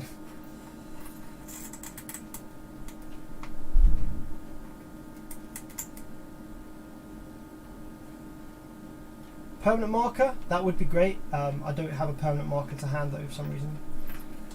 I don't tend to have any permanent markers actually. Can't remember the last time I used a permanent marker.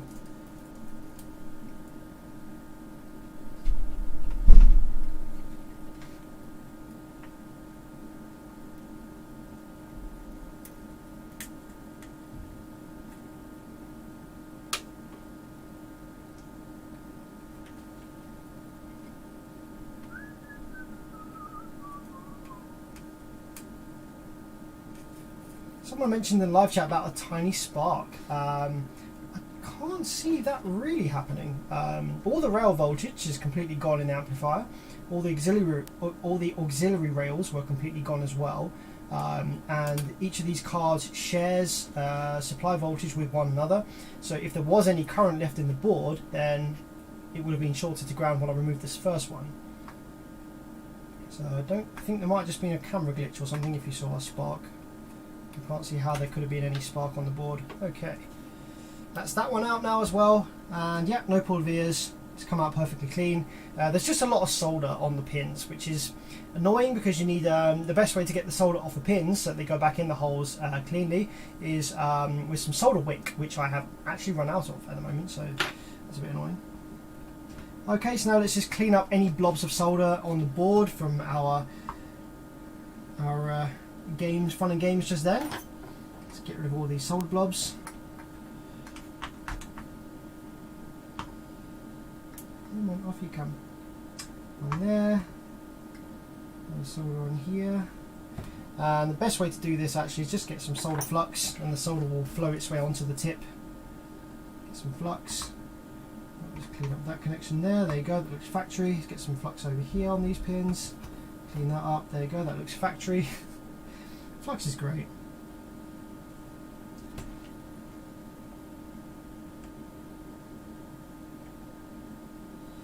Okay, cool. So I'm not actually going to suck these holes yet because we don't need to put the driver cards back in at this point in time. Just make sure there's no more other solder blobs anywhere on the back of the board here, which there doesn't appear to be, so that's cool.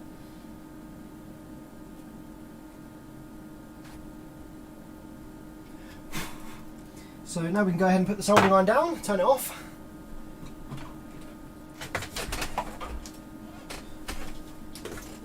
And okay, so let's just make our little mark on this one. I don't really want to put tape around any of them because I need to access all the components to compare values. So I am just going to make a tiny mark on here that just identifies this one as the one that's misbehaving.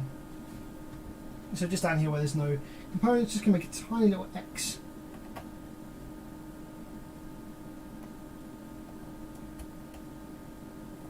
There we go. Tiny little X, just to show that that one's the one that needs a bit of attention.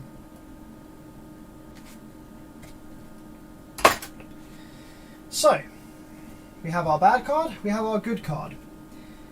Now I want to give you the multimeter screen for this because this is going to be, you might actually even spot some issues that I might not see. So I'm going to go ahead and try and get my multimeter cam working. As you can see at the moment it's just stuck on screen, so I'm going to go ahead and try and get it activated, try and get it up and running.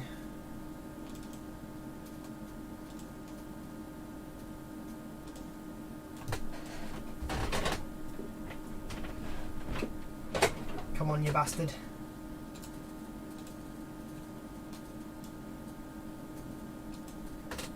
There we go. Okay, I think she's up and running. Excellent stuff. So, turn it on.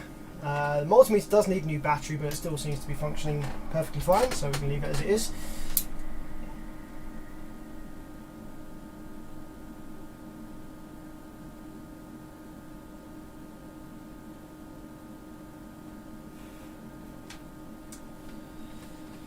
So, if I can remember rightly from our previous live streams on this, on these boards, a lot of the circuitry that was to do with the turn on, the activation circuit was all kind of around here. We had these Q, I think it was on the back of the board actually, which I remember Q24 being something. It's been a while since I've looked at these.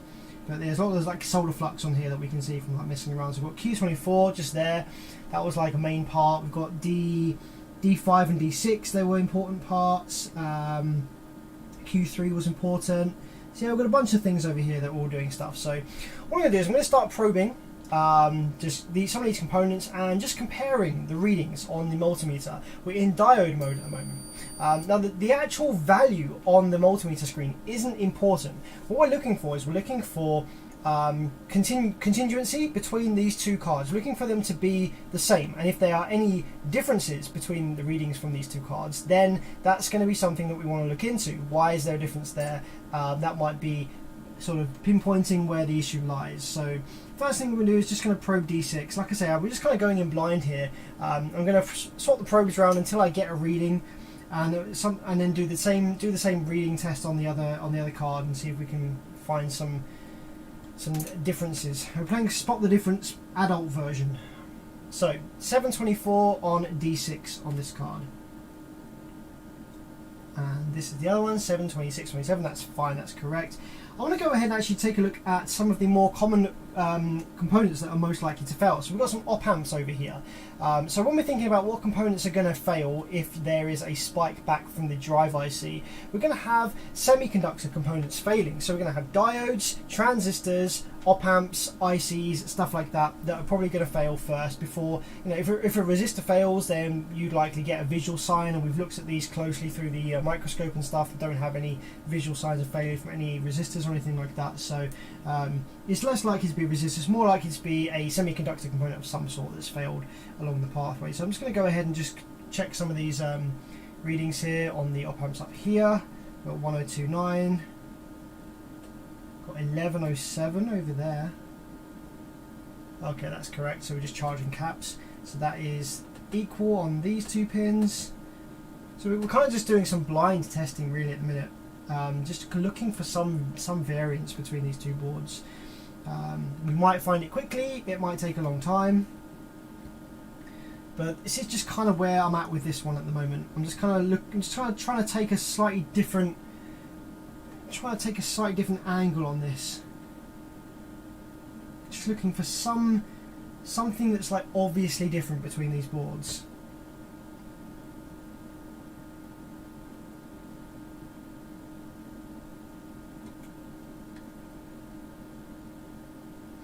Like, we have very slight variance between some of these components, but you know, that's just going to be component tolerances.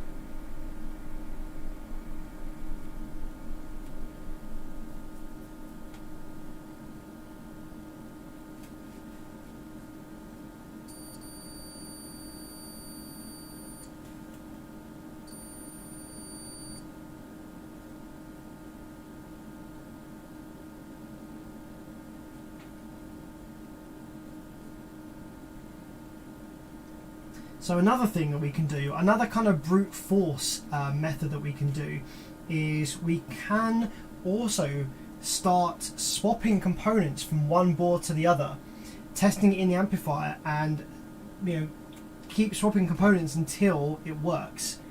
And then we would have found the faulty component, because just by swapping the components until it works, you eventually find the one that's failed. But it's a really lengthy process, and we're just trying to avoid that if we can.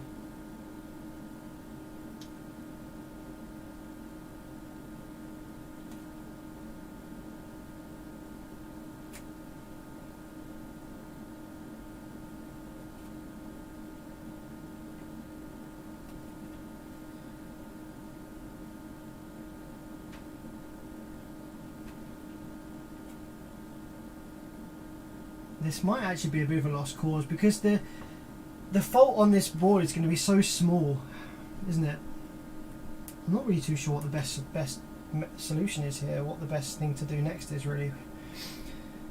What I really want to be able to do is have these two boards off of the circuit, like not mounted but wired up.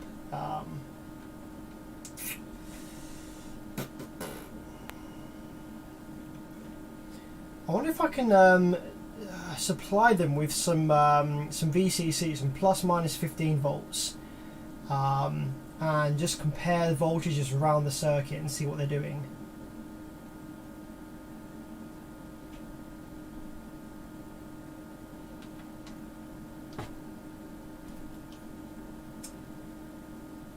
So what I might do actually is I might power up the main board and see which pins are supplying VCC to these boards. It might be plus minus 5, it might be plus minus 15. So I'm just going to go ahead and power this up and see what pins that is, and then artificially inject those voltages into these drive cards on the bench, and try and compare voltages and stuff and see what we've got going on. So let's power this board up now. I've got these two driver cards missing, which is fine. Not got any solder bridges on there, which is cool.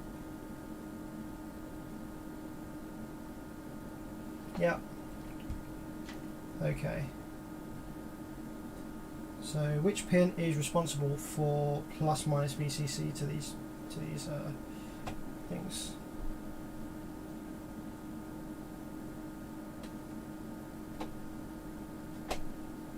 Okay, so we have rail voltage there, rail voltage, negative rail,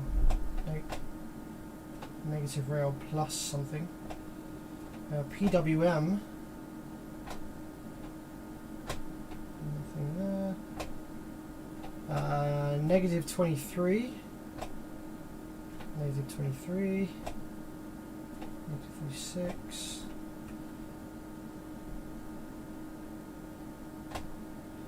Okay, well there's plus 9.3. There's plus 5.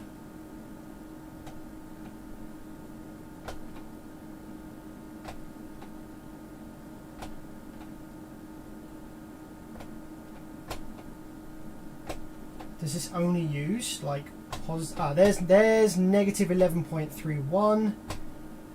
And there's positive 11. Okay, so the supply voltages then for this card, we've got plus minus 12 volts ish here and here, and then we've got a plus 5 as well. Now I have actually got a pretty cool new piece of kit which will massively help me out here.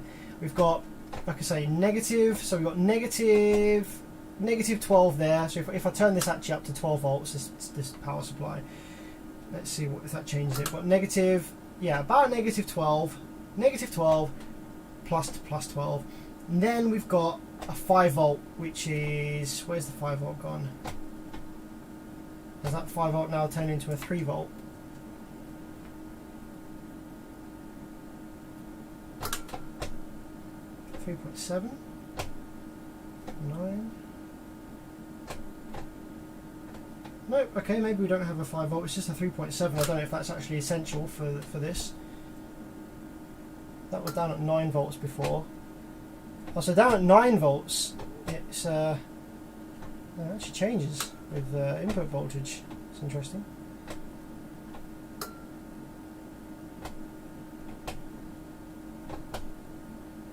Okay. So I don't think that's a supply voltage. I think that's just like some kind of voltage detection thing. So I think all that we need is we just need plus minus 12 volts on these two back pins. So if we take our drive card,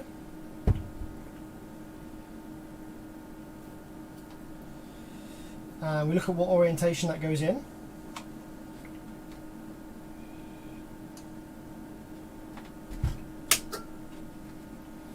we have plus minus 12 volts on the back here. So let's go ahead and have a look. So we have all the caps on that side. So therefore plus minus 12 volts is going to be on these top pins here.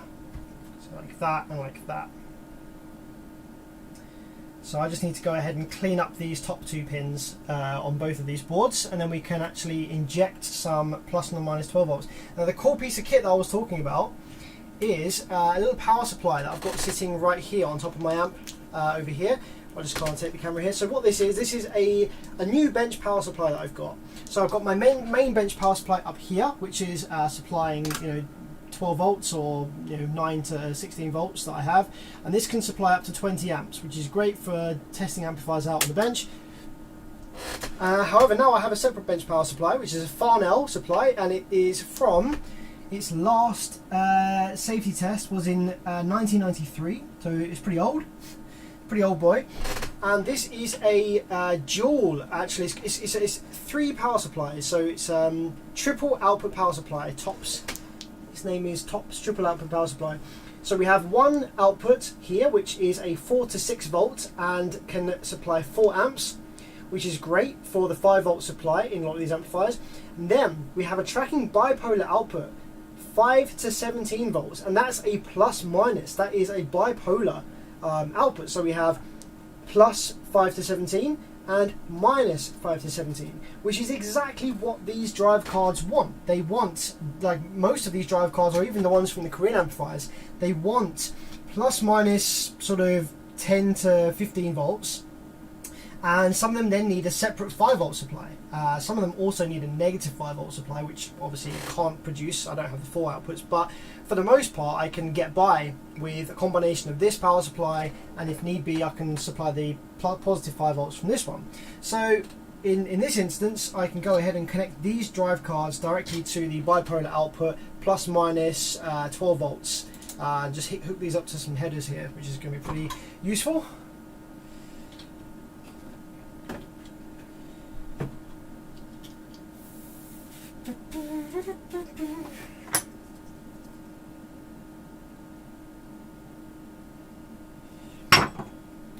So I don't know at this point in time whether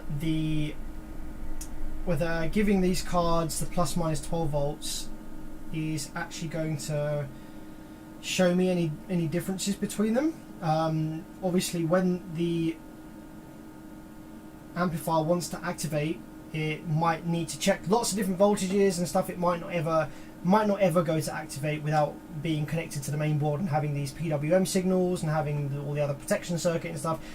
But I just want to see if there's any difference in the voltages across these boards when we supply it with the plus minus 12 volts here. So yeah, I'm going to go ahead and get these things, get some little wire leads soldered in here so I can do it a test, do it a check.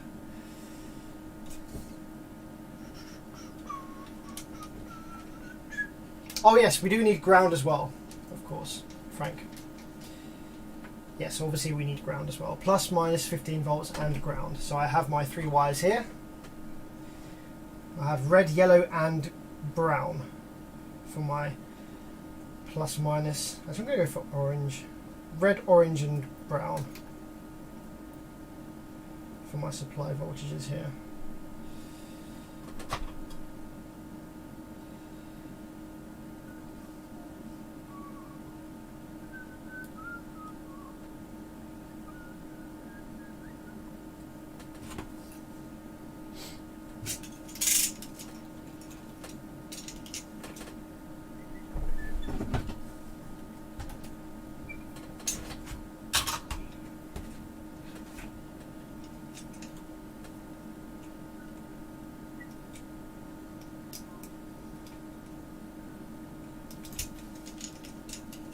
I'm just going to trim off a little bit of the plastic on these headers because the pins that I'm working with are very, very short, and so I don't think they're actually going to reach the metal of these headers. I could just solder some wires on actually, couldn't I? That might be an easy solution, just solder some wires quickly on there. Let's see.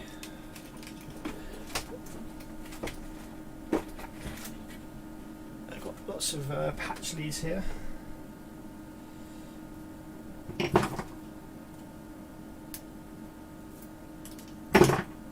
So let's do red for plus 12, let's do yellow for minus 12, and black for ground.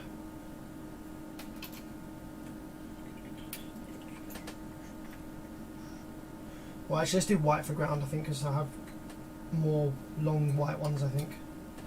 Let's do white for ground.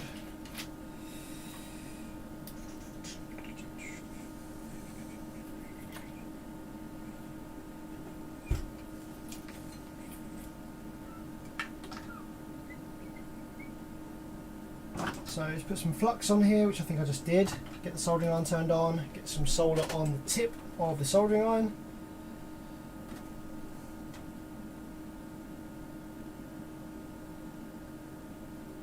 Someone said you mentioned a book, Understanding the Internals of Amplifiers. It's Perry's Guide. It's not a book, it's a download from bcae1.com. So I highly recommend checking that out. It's absolutely packed full of all the information you need on car audio amplifier repair, and car audio specifically.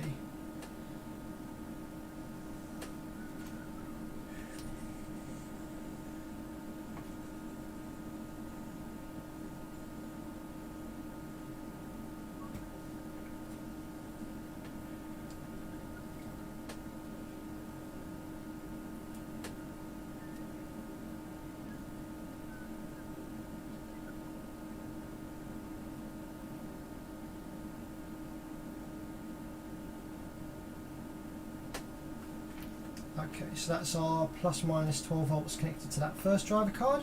Let's do the same on the second one now.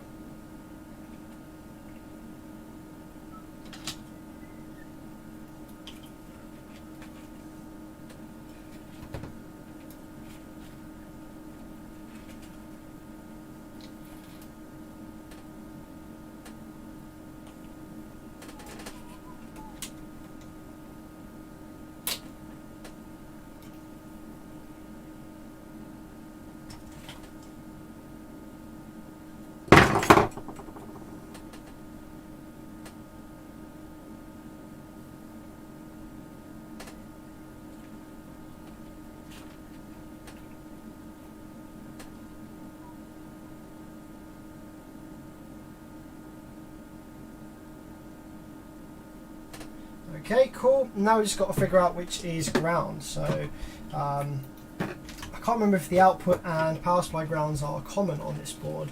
So let's go and have a look, and let's have a little probe around. So let's see which one of these is main ground. So if we probe main ground over here on the terminal, do we have any of these that share continuity with main ground? We do. We have this pin here.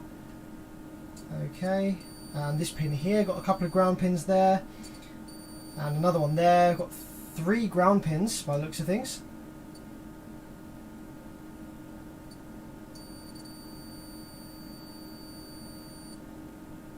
Oh, that's interesting.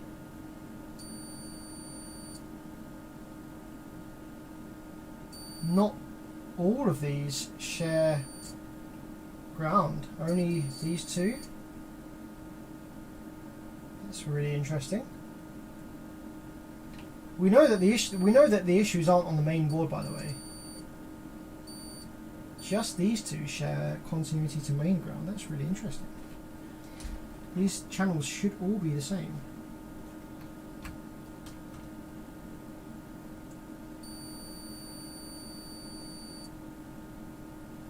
Okay. This could just be some kind of coincidence. So let's try one of these other ones that's ground. Here we go, this 3rd pin along here. Okay, so this 3rd pin along is ground on all 4 of these. How about this one? This pin is also ground on all 4 of these. Okay. Okay, now how about output side ground? So if we go to the speaker terminals here, we have ground as this one here. So is that connected to main ground? Yeah, so the output ground and main ground are common, which is really easy, nice and easy for us. So what I'm going to go ahead and do actually is just check whether these pins are actually common on the driver board, because if they're not, then we're going to have to actually make a continuity for them. So it was this third pin, which is common ground, and what was the other one? I think it was this second pin down here. So we want to go ahead and make sure that this third and this second pin up are connected on the driver card itself. And this is the top one up here. Okay, they're not connected on the driver card itself, so we're probably going to go ahead and have to put a jumper across these two just to connect these grounds, because they're supposed to both be connected to ground on the main board, but they're not actually linked on the driver card, so they'll form maybe grounds of different parts of the circuit. How about this bottom set of pins? Any grounds down here?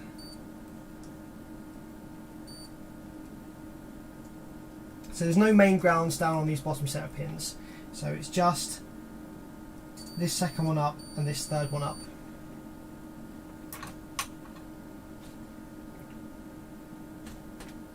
So let's go ahead and latch those over.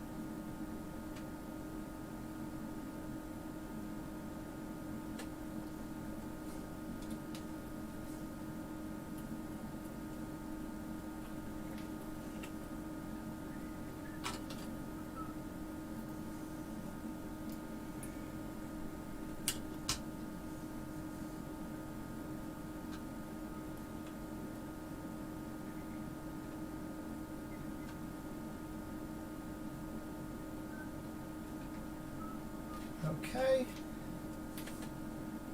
Then we just need a nice long lead for ground. How long are these ones? Let's go for a white one.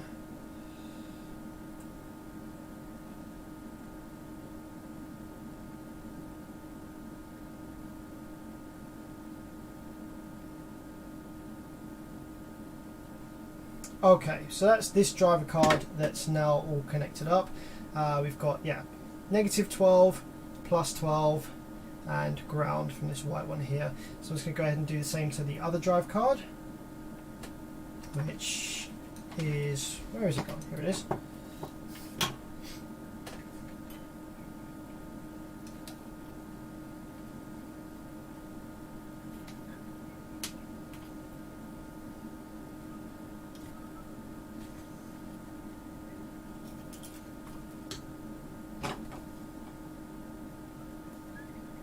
Put some fresh flux on, some fresh solder on the tip.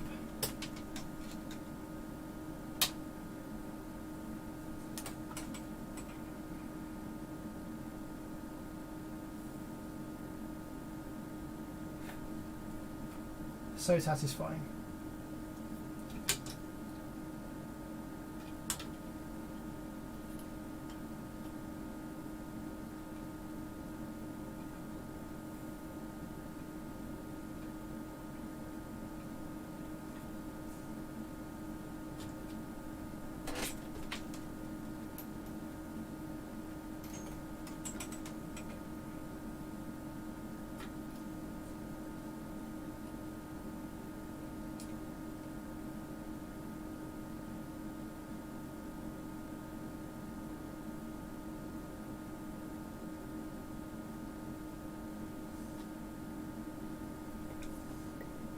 Okay, there we go.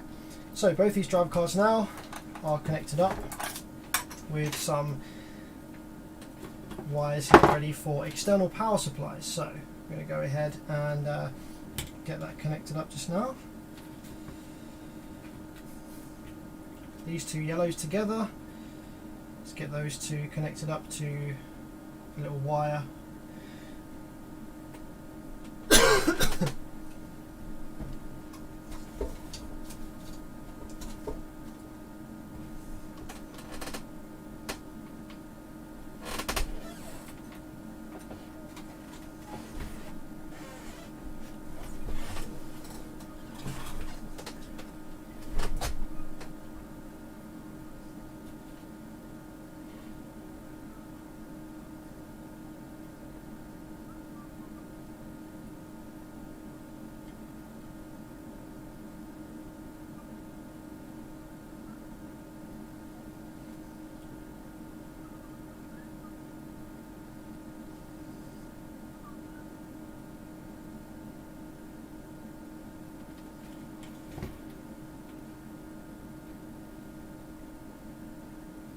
Power up one module first. Okay, I guess I can go ahead and power one module up just to make sure that it works. So let's take the dead one, because you know it's dead already. So let's go ahead and take the dead one, and let's just power up the dead one, plugging it directly into the supply over here first, just to make sure you know nothing explodes or anything like that. So I'm just going to take one last check to confirm that we have this correct. So we have the board there, driver card goes in like that.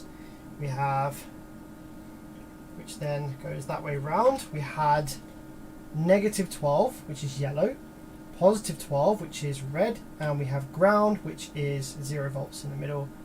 Let's just confirm that's the case. Going to turn the power supply back on one last time. Just make sure we're reading those voltages correctly here. Over here we have -12, yes. Over here we have +12, yes. And ground is there at 0. Great. So we have, yes, the correct idea. So let's go ahead and turn the power supply on first with nothing on it, just to set the voltage correctly. Go ahead and switch those off. Let's get these supplies equalized and balanced. So it was just a little below 12 volts, wasn't it? So if we go down to, it's about 11 point something, it's about 11.7. So yeah, if we do 11.7-ish there, so we go 11.7 on negative and 11.71, 11.71, yeah, pretty much exactly identical on these two, between plus and negative 11 volts. So that's great. So we actually have these powered off just now. You can see here these outputs, but I want to make sure they both turn on at the same time. So actually I'm going to do that, actually leave that powered up, yeah, leave that powered up so that the voltages are stable, and I'm going to flick the supplies on like this at the same time, and hopefully nothing explodes. So let's go ahead and connect up the ground to the ground here. There's very short wires just for a quick test. So the white's ground, yellow was negative,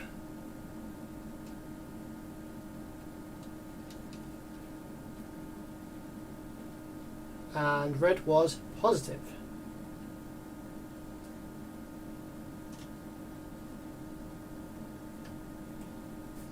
Okay, so hopefully this doesn't smoke out. Current limiter is here. We don't have active current limiting, so this little supply here, this bipolar supply, can only supply 1 amp, which is, you know, not very much. So if the overload lights on here come on, then we're going to immediately switch off, because then there's obviously a fault if it's drawing an amp. So 3, 2, 1. Okay, we're drawing 0.06 of an amp, so barely anything at all. That's good. Power off. Okay, cool. So that's looking promising. Nothing has exploded. We haven't drawn excessive current. I'd say this is going to be successful in terms of probing it, at least anyway. So we're way over here, over on the board, which is not ideal, over on the bench. But I'm tempted to kind of just see what things this driver card is outputting. So this is actually the non-working one. So what I'm going to do is I'm actually just going to go ahead and plug in the working one, and I want to see whether the card actually does trigger the output, the enable signal. Because if it triggers the enable signal on the good working card, then that would be great, because then we can go ahead and trace the differences between these two cards and find out where the problem lies. So red was positive.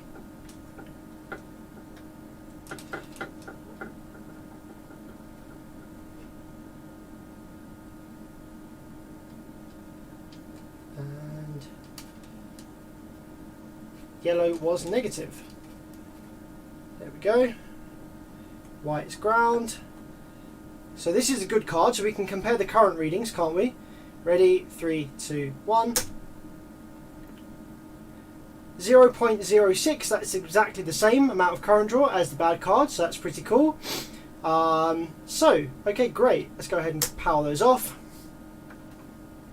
So I'm going to go ahead and take the oscilloscope now. I want to probe the pin, which is the turn on activation signal, which I think is this third pin here. It's been a while since I worked on this. I think it's this third one here. Let's just check continuity. Let's try to remember where it was. Now the turn on activation signal, was that this third pin here? I think it was connected to pin Q24. Q24, Q23, Q24, Q50. I think it was connected to Q52.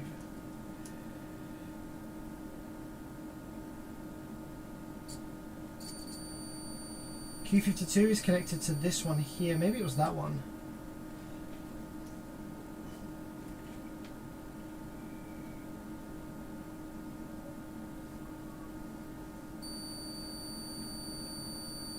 And that would be the fourth pin on the IRS 20124. So fourth pin up. Let's just check the data sheet for that.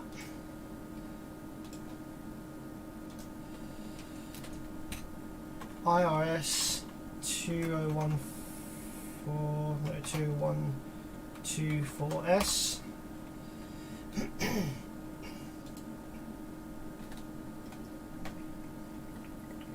Pin 4 is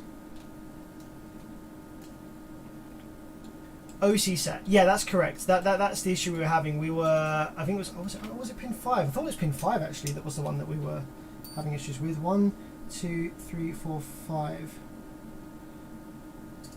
Oh yeah, sorry, it is pin 5. Yeah, pin 5 is connected to that second pin there. So that's pin 5. Pin 5 is overcurrent, so it's the overcurrent that's the issue. And that one is this pin here, this bottom pin here, which is connected to, I think it was Q52, just up here. Yeah, okay, so Q52, pin 3.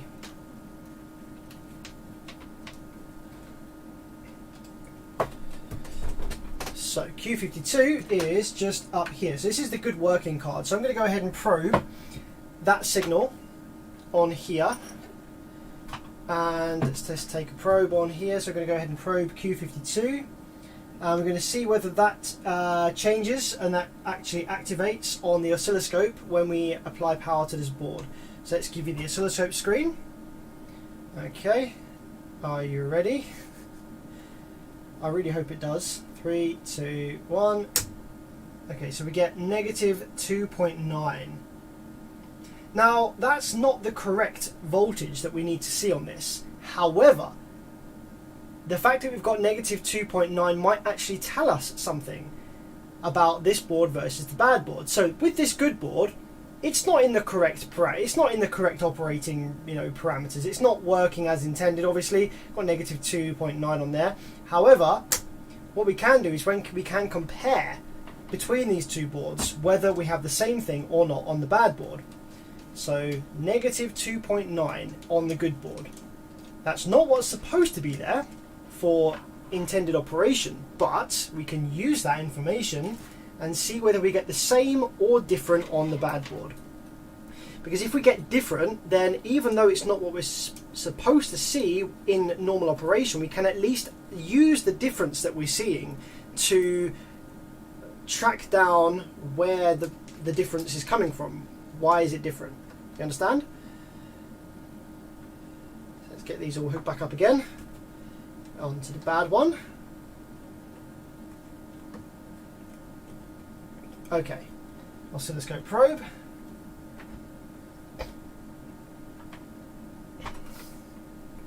Give the scope screen. So this is now the bad one. Q52. Okay, ready. 3, 2, 1. Okay, negative 2.9. It is the same, which is kind of annoying actually. I was really hoping for there to be a difference there. Okay.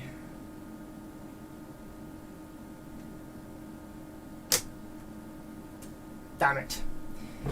So the fact that there's no difference there on the probing them is annoying, because we can't really go back and probe to find where the differences are.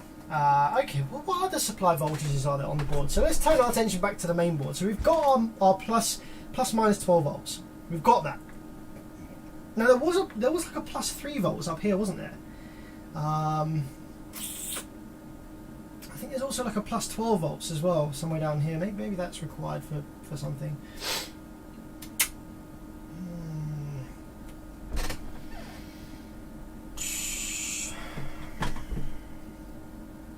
There's lots of things I can do. There's lots of things I can do next, but they're all quite involved. They're all quite time consuming. The next best thing I can do is I can use some of these patch leads, right? I've got a shitload of these patch leads here, right? And I can solder all these into the board like this for both of these cards, so that both of these cards are available to probe off circuit, both sides.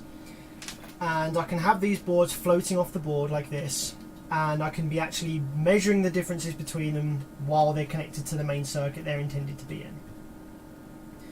But it's a very time consuming to do that. So I don't really want to have to do that if I can avoid it, but it's kind of looking like it might be going that way.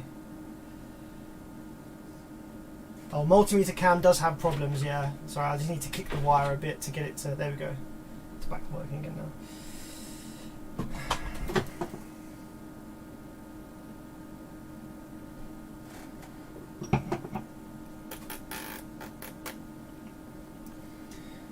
Let's take another look at this. Let's take another look at this card. Actually, I just want to see what that plus minus 12 volts is actually powering. So I'm just going to go ahead and see whether it's doing the VCC voltages on the op amps, for example. So let's go ahead and give this some power again.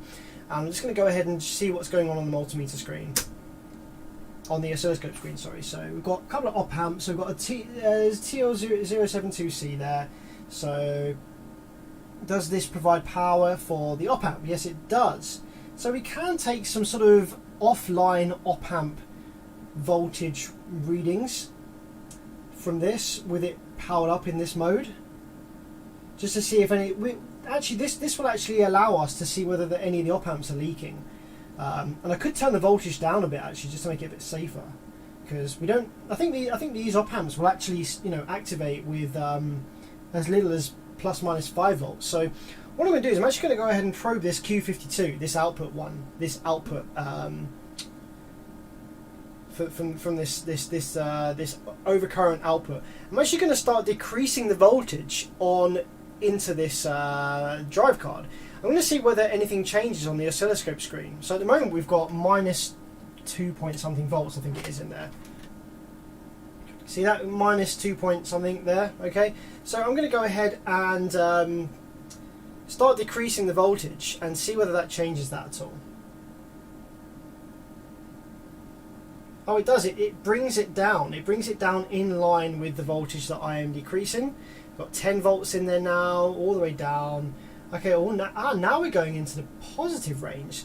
So if I go below, like, if I go below 8 volts, we go down to 0, and then we start sort of going into the positive range here, but only a little bit, about 0.2 of a volts. into the positive range. We're right down at plus minus 5 volts now. Okay, that's interesting. And if I increase this back again up to plus minus 7, plus minus 8, you can see now the voltage starts creeping down into the negative range again. And we get all the way back up to plus minus 11.9 that we were at before. We're now back at minus 3 volts ish, thereabouts. Okay, let's just see if that behavior is the same on the other card, on the working one.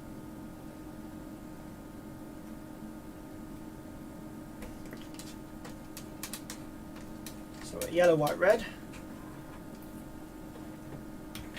Who thinks this is a cool addition to the workshop? I saw this power supply on eBay, and it was for parts, spares with parts only. Like it was listed as not working, but the description said untested. Like the guy wasn't really able to test it properly. He said it powered up and everything, but he couldn't confirm that it was fully working. So he just sold it as, you know, parts only. But it was pretty cheap. It was like 40 quid, and I was like, hey, you know what? If it doesn't work, maybe I could fix it. It'll be very useful for the workshop. It had all the correct voltages that I wanted and everything, you know. So I thought I'd grab this and just see if I can make good use of it. And it's actually proving pretty useful in the last couple of repairs I've done. Actually, it's actually been pretty useful. So I'm going to go ahead and test this one out now. I'm going to go ahead and this is the good working card. Just going to confirm that we have the same behavior as we do on the non-working one. So power on, we have a swing to negative 2.6. So if we start coming up, we can see we have the same behavior as on the good card. Yeah, it's exactly the same behavior, no change there whatsoever.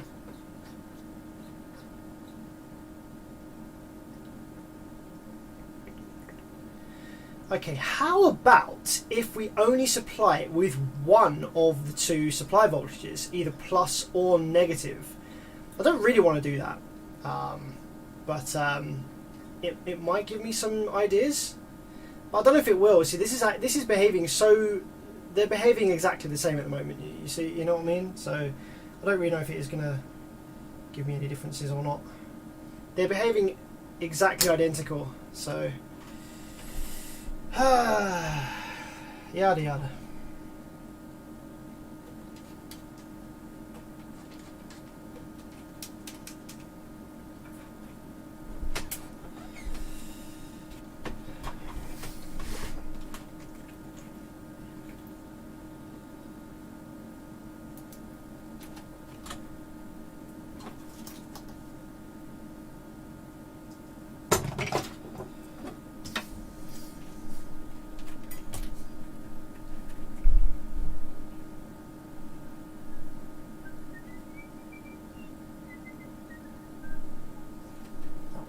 For a bit of the ground trace. So, okay, what next then? Maybe we can start having a look at this through the. Let's have a look at it through the microscope. I want to see if we can see any obvious signs of resistor failure, for example. So I'm going to go ahead and just spray this with some isopropyl alcohol, clean these boards up a little bit of flux from our, troubleshooting attempts and stuff like that. We've been soldering and desoldering a lot of parts from this over the course of the last couple of weeks or so. Actually, you know what I probably should have done? I probably I could actually probably turn my attention back to the little power supply there and actually maybe just check some other voltages around the board, because I only checked one trace, didn't I? Like, I could probably check some others as well, but let's have a look through the microscope. I'm just kind of trying a few different attempts here, a few different.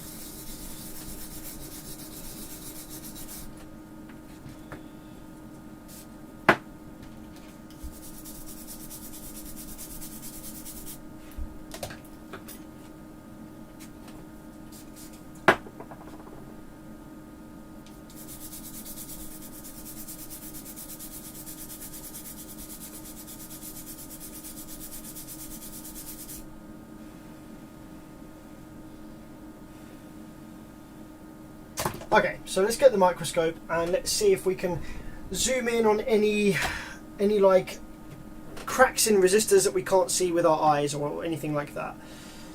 Let's get the microscope down here. I'm going to give you the hat cam, I think, which is probably going to be the best one to look at the microscope. Now, actually, this microscope does have a HDMI input, so I wonder whether I can actually just straight up HDMI in. That would be really cool if I can. Let's see whether the HDMI cable reaches. I hope it does.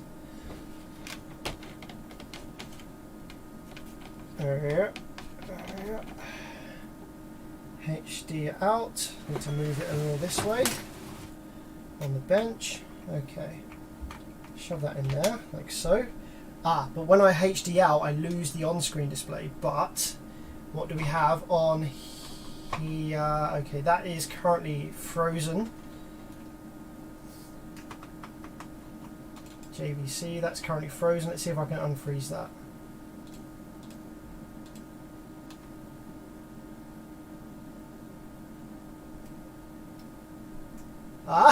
Yeah, there we go. Awesome. You have a direct microscope display, Lewis Rossmann style. Don't even at me. Okay, excellent. So let's get this all in focus. I don't even know what we're doing. Where are we at? There we go. Oh, how's that? Yeah, microscope cam. Excellent. Love it. I think this is actually mirrored. Yeah, this is mirrored.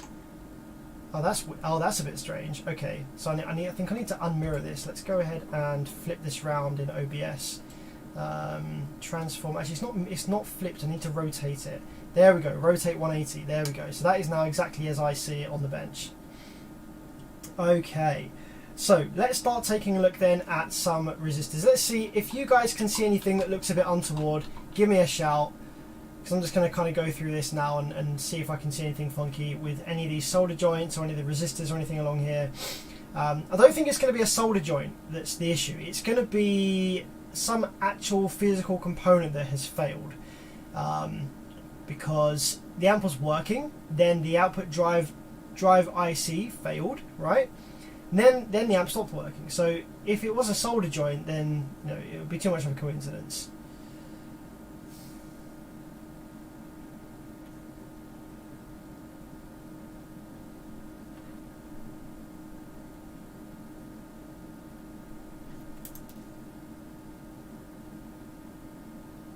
One 332. Yeah, that looks good.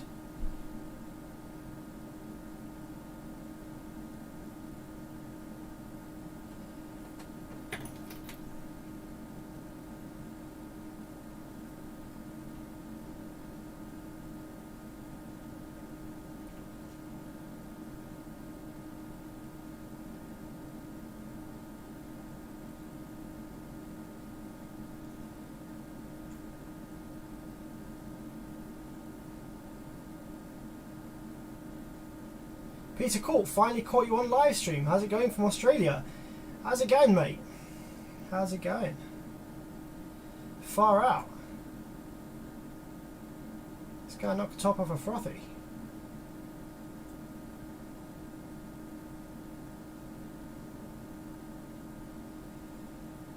Not seeing anything yet, really. Everything seems to be in order so far in terms of looking at these resistors and stuff.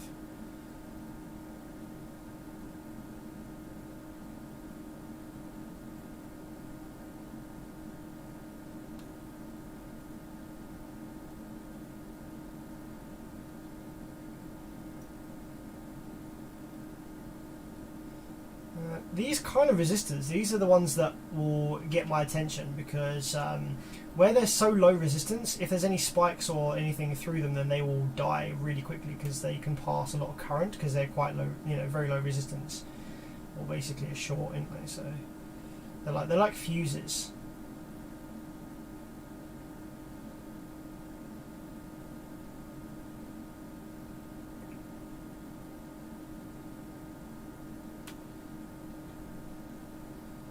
Really not seeing anything funky yet.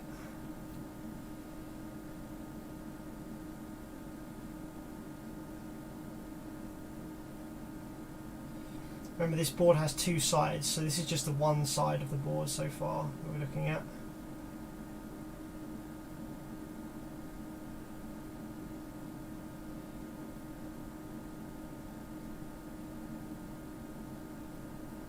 Okay, so that's everything on that side of the board. So I'm going to flip the board over now, take a look at the back, see if anything's funky on the back. So I'm going to start from this side, let's get that nicely in focus.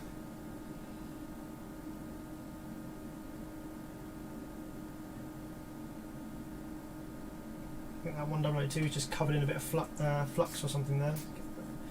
Cleaned up a little bit. Yeah, that's fine.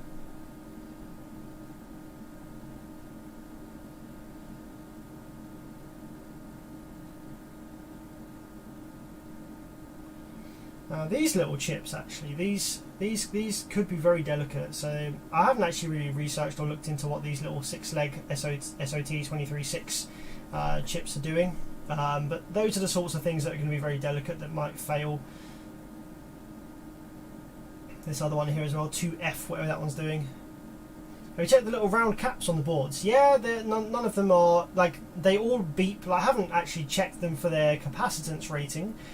But so when this amplifier failed, the drive IC chip failed and probably spiked back some nonsense to this driver card. Now, a little instantaneous spike isn't going to kill a capacitor. So the kind of faulty component that we have on our hands is going to be something like a resistor. It's going to be a transistor, diode, or an integrated circuit, op amp, something like that. It's going to be something that was damaged from a quick instantaneous spike.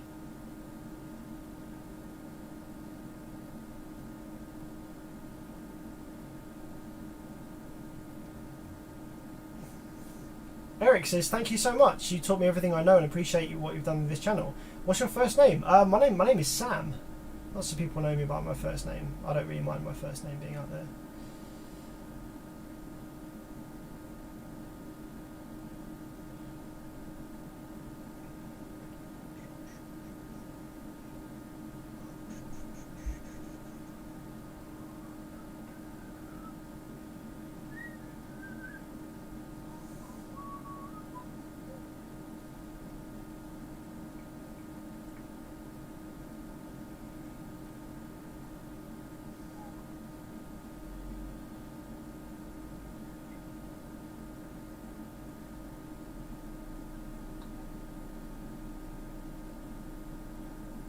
There's another one of those fusible resistors, R44. It looks perfectly intact. Like if that had damage, that would be like burned on the top or cracked or something. So I don't know about you guys, but I'm not seeing anything that is a cause for concern so far. I just wanted to get the microscope out, just go through all of these resistors nice and close, just in case any of them were like cracked or visibly damaged.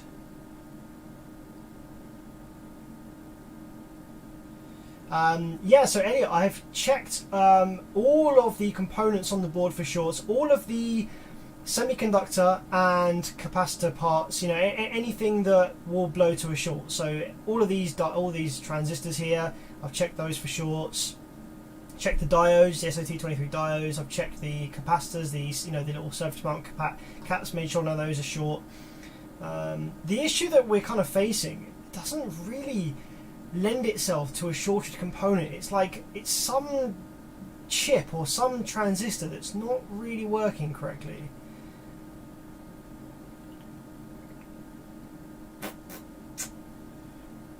Yeah, so not really seeing anything on here that is a cause for concern at all.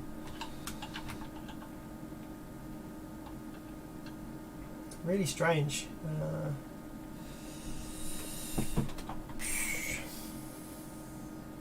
Right, I'm going to connect it back up to my triple output power supply, my bipolar power supply, and just compare some voltage readings across that area with the known working one.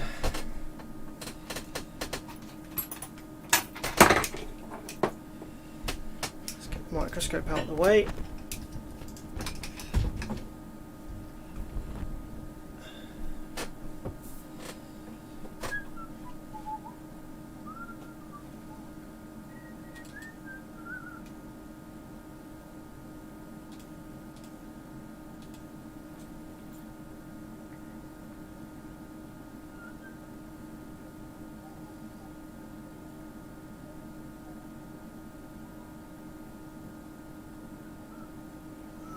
Okay, that's that camera back up and running. Nice, nice.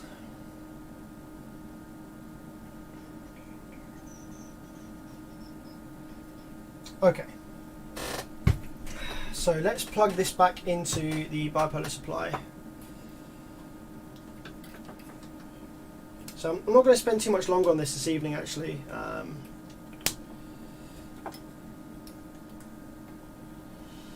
It's just going to be one of those repairs that goes on, I think, and we're just going to have a little series of it. See if we can.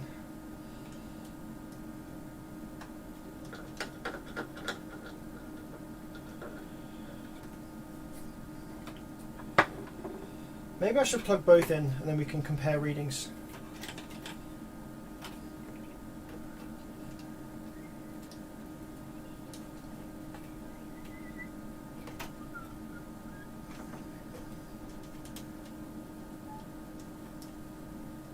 I do need to be a bit careful with this sort of thing, because the last thing that I want to do is like slip or make an error that ends up shorting like one of these boards or something, especially the working one. Like, if you know, I don't want to short out anything on the working one.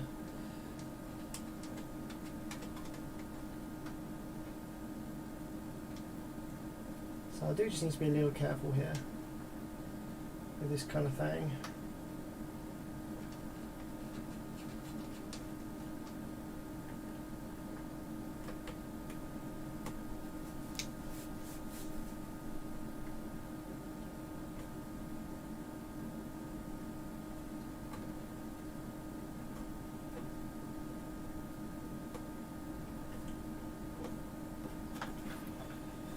Okay, there we go. Two boards, they're all connected up to the power supply. So let's grab our oscilloscope probe. And let's just start sort of comparing some voltage measurements on here between these two boards. So we already know that the voltage on the Q52 output is the same between both of these, which is the actual activation signal that we're kind of looking for here. Let's turn that down a little bit. I'm going to turn the voltage down a touch, actually, to about 10 volts. It's still going to work just fine. Okay, ready, and on. There we go. We're drawing 0.1 of an amp between these two boards. So, as seen here, we have the. I'm going to keep turning my head, aren't I? Okay, let's give you this camera. Let's see if I can point this camera over here. There we go.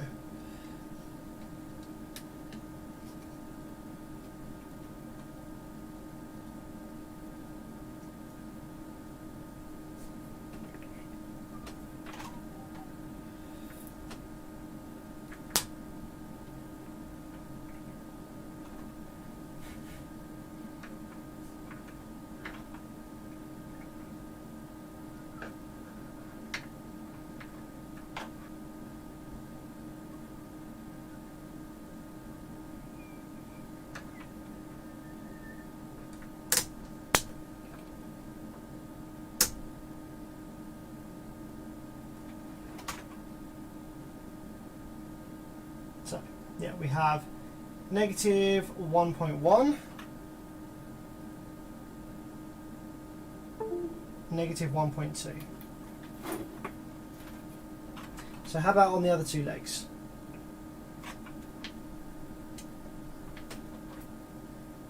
We have negative 8.9,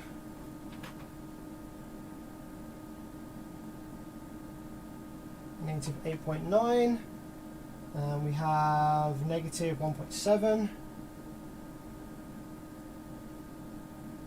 negative 1.7. So the bit that I'm probably interested in is actually the other side of the boards, where most of the circuitry for this area actually resides. So let's turn the boards over, turn them back on. So on this is like D5 and D6 here. So let's have a look. D5, nothing. So we have plus 4.8 on D6, plus 4.9,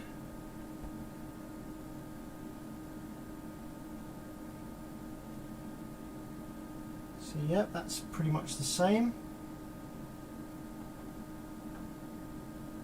Nothing either side. D5 we have plus 4.8 again as well, plus 4.8, plus 5.1,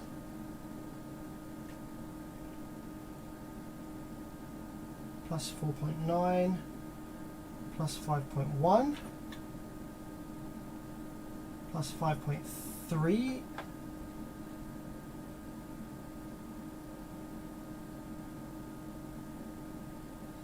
okay. Let's have a look at Q24, plus 5.3, plus 4.7, plus 7. So we've got plus 7, plus 4, plus 5. Okay. Plus 7, plus 4, plus 5. Okay. D15.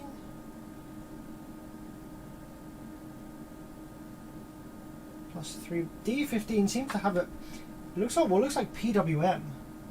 Or is it just noise? D15 looks like it has like some kind of PWM on it. Yeah, there's like a bit of ripple, isn't there, on D15? There's like some ripple. You see that? Could just be noise though. Definitely ripple on D15, but that's the same on both of these boards. Okay, that's fine.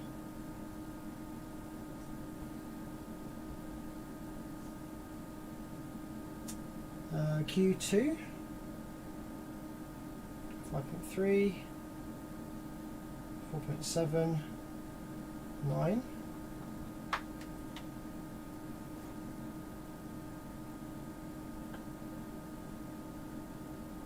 Nine, 5.3, 4.7, same again. What's layered under the scope cam? Under the scope cam you got the power supply for the main one.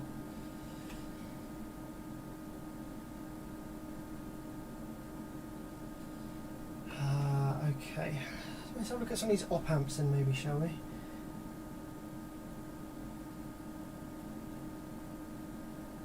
Probably got nothing on these apart from their VCC.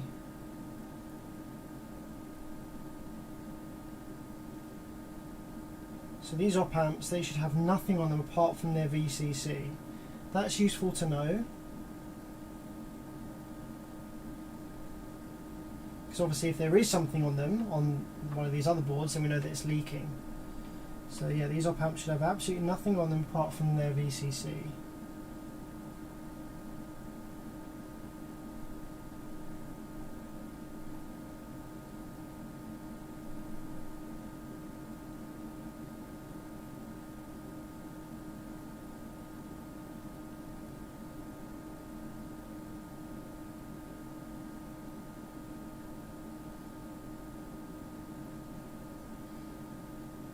I feel like I'm like barking up the wrong tree completely. I would have thought that I would find some kind of electrical difference between these two boards here. With some voltage going in, I would have thought I'd see some difference.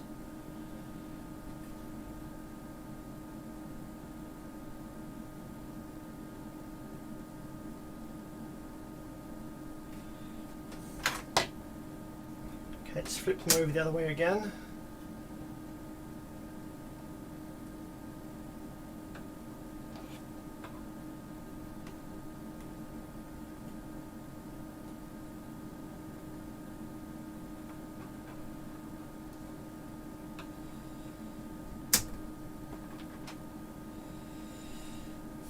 So let's check some of the op amps over on this side. Positive, yeah. Okay.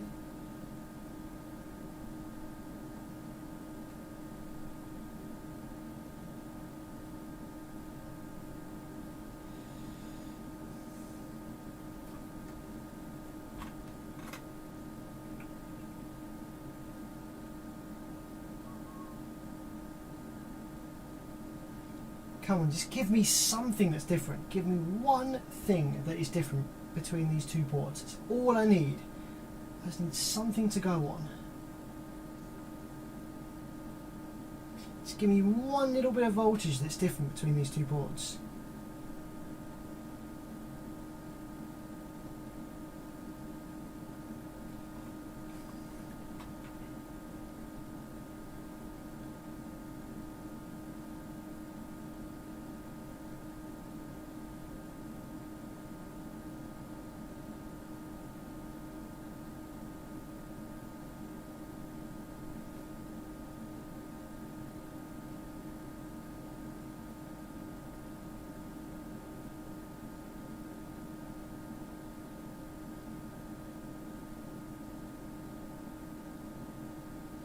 There's actually what looks like to be a tiny little bit of PWM actually. There's like a baby little bit of PWM chilling just there. I'm going to zoom right in on my scope because that looks a bit like PWM. Actually, if I just switch my probe to ×1. What is that? What is that noise? There's like a tiny little bit of... Is it just noise?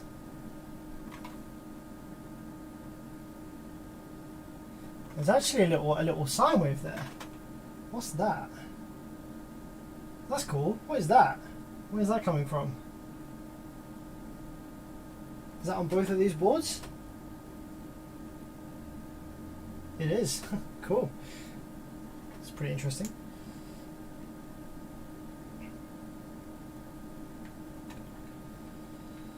Oh man.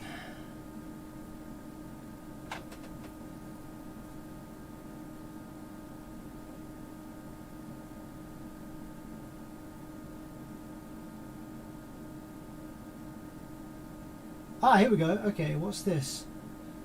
We have -5 volts on this op amp over here. Let's take a look over here and see whether that's present on this one. Damn it, it is. I was really hoping that it wasn't. I'm just looking for some sort of DC voltages on some of these op amps on the bad card, because just to see if any of them were leaking or something like that. And I found -5 volts, and I was wondering whether that was supposed to be there. Turns out that maybe it was. +5 volts on that side. Actually, that might even just be a voltage regulator. No, it's a TL072C. Yeah, okay, that's correct. Yeah, I literally can't find any differences between these just yet. Okay, maybe, can I give this card some different voltages? Right. So we've got ±12 volts. Let's take another look at the schematic, right? I want to take a look at the schematic, and unfortunately, we don't have the schematic for this exact board. But we do have a schematic for a very similar one that we were using to troubleshoot some stuff before. So let me just see whether I can get that back up here for us to look at, just so that I can maybe identify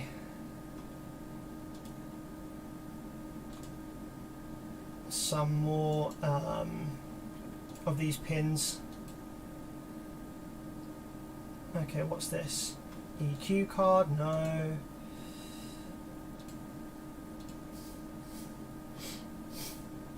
Nope.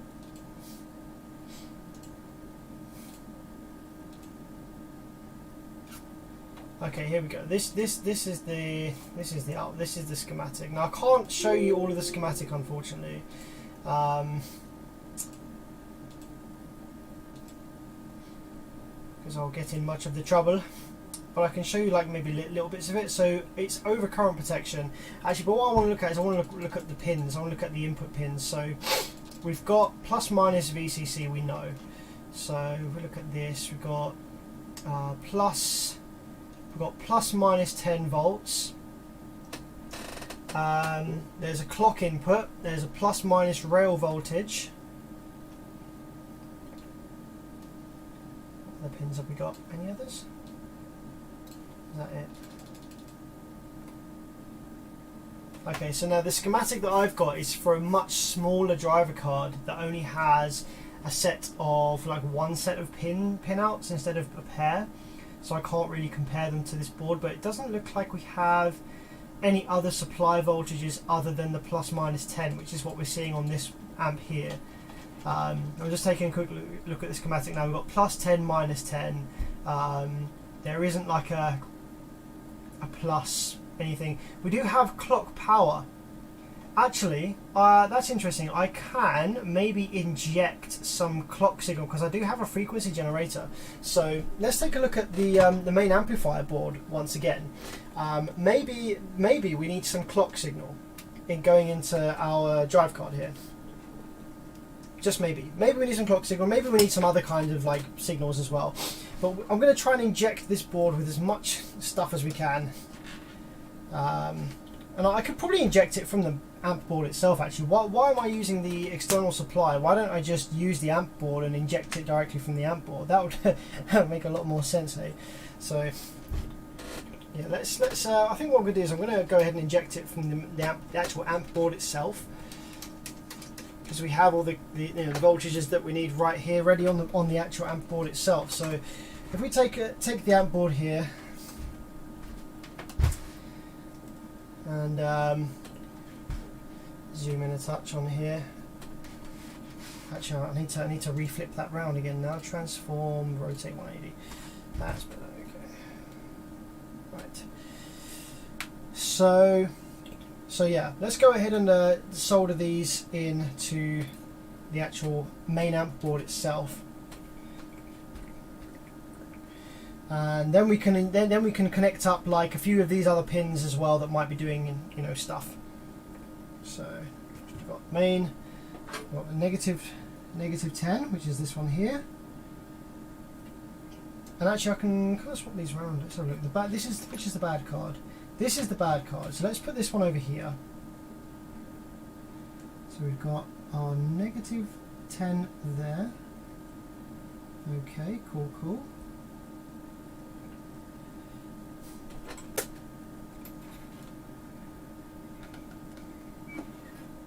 And then we've got our positive 10 in this one next to it.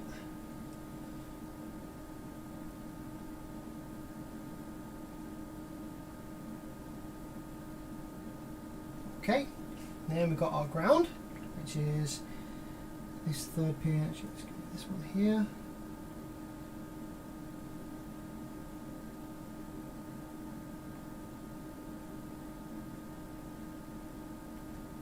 Okay. So what else have we got going on here? We've got some clock signals, haven't we, I think? So let's go ahead and solder this next card in as well. Over here.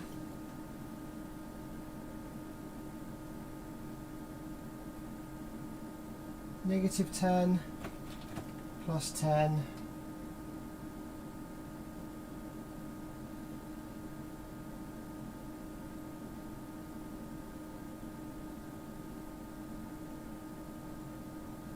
And ground.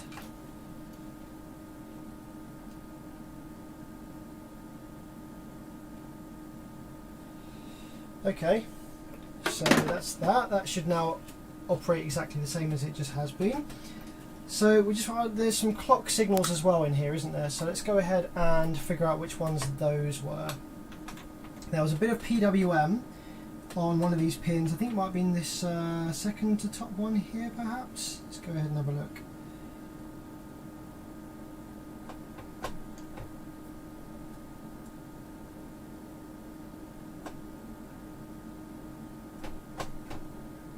Okay, no, it wasn't that one.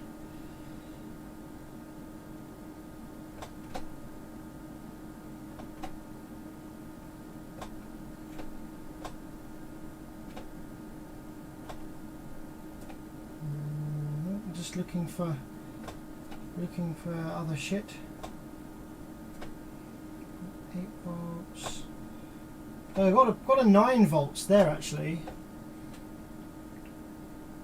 So there's a 9 volts, so we might need that. That's 9 volts going into the card, so that might be something that's required. So I'll go ahead and connect that one up as well. But I'm pretty sure there was some clock signal somewhere.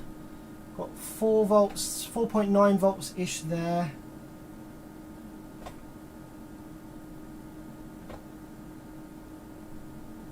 Maybe the clock signal is on this bottom set of pins. That's all like rail and stuff, isn't it? Oh, there's our clock. There's our clock signal. So I might inject that as well.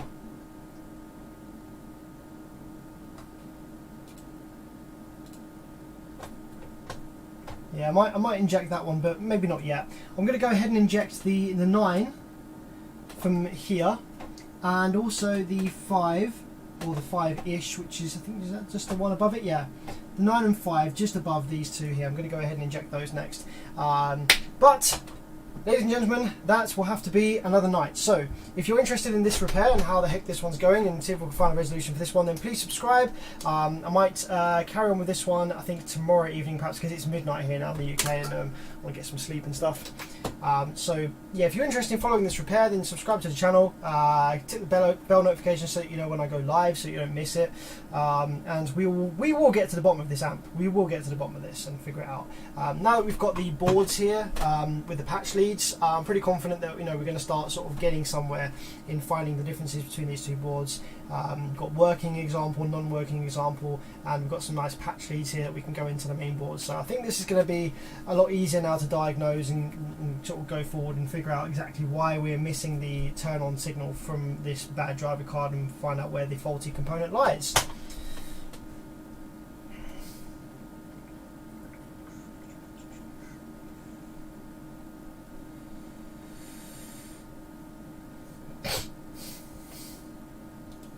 So yeah, thanks for joining, guys. I hope you had a good evening, and I will see you in the next live stream. Stay safe, and yeah, have a great weekend.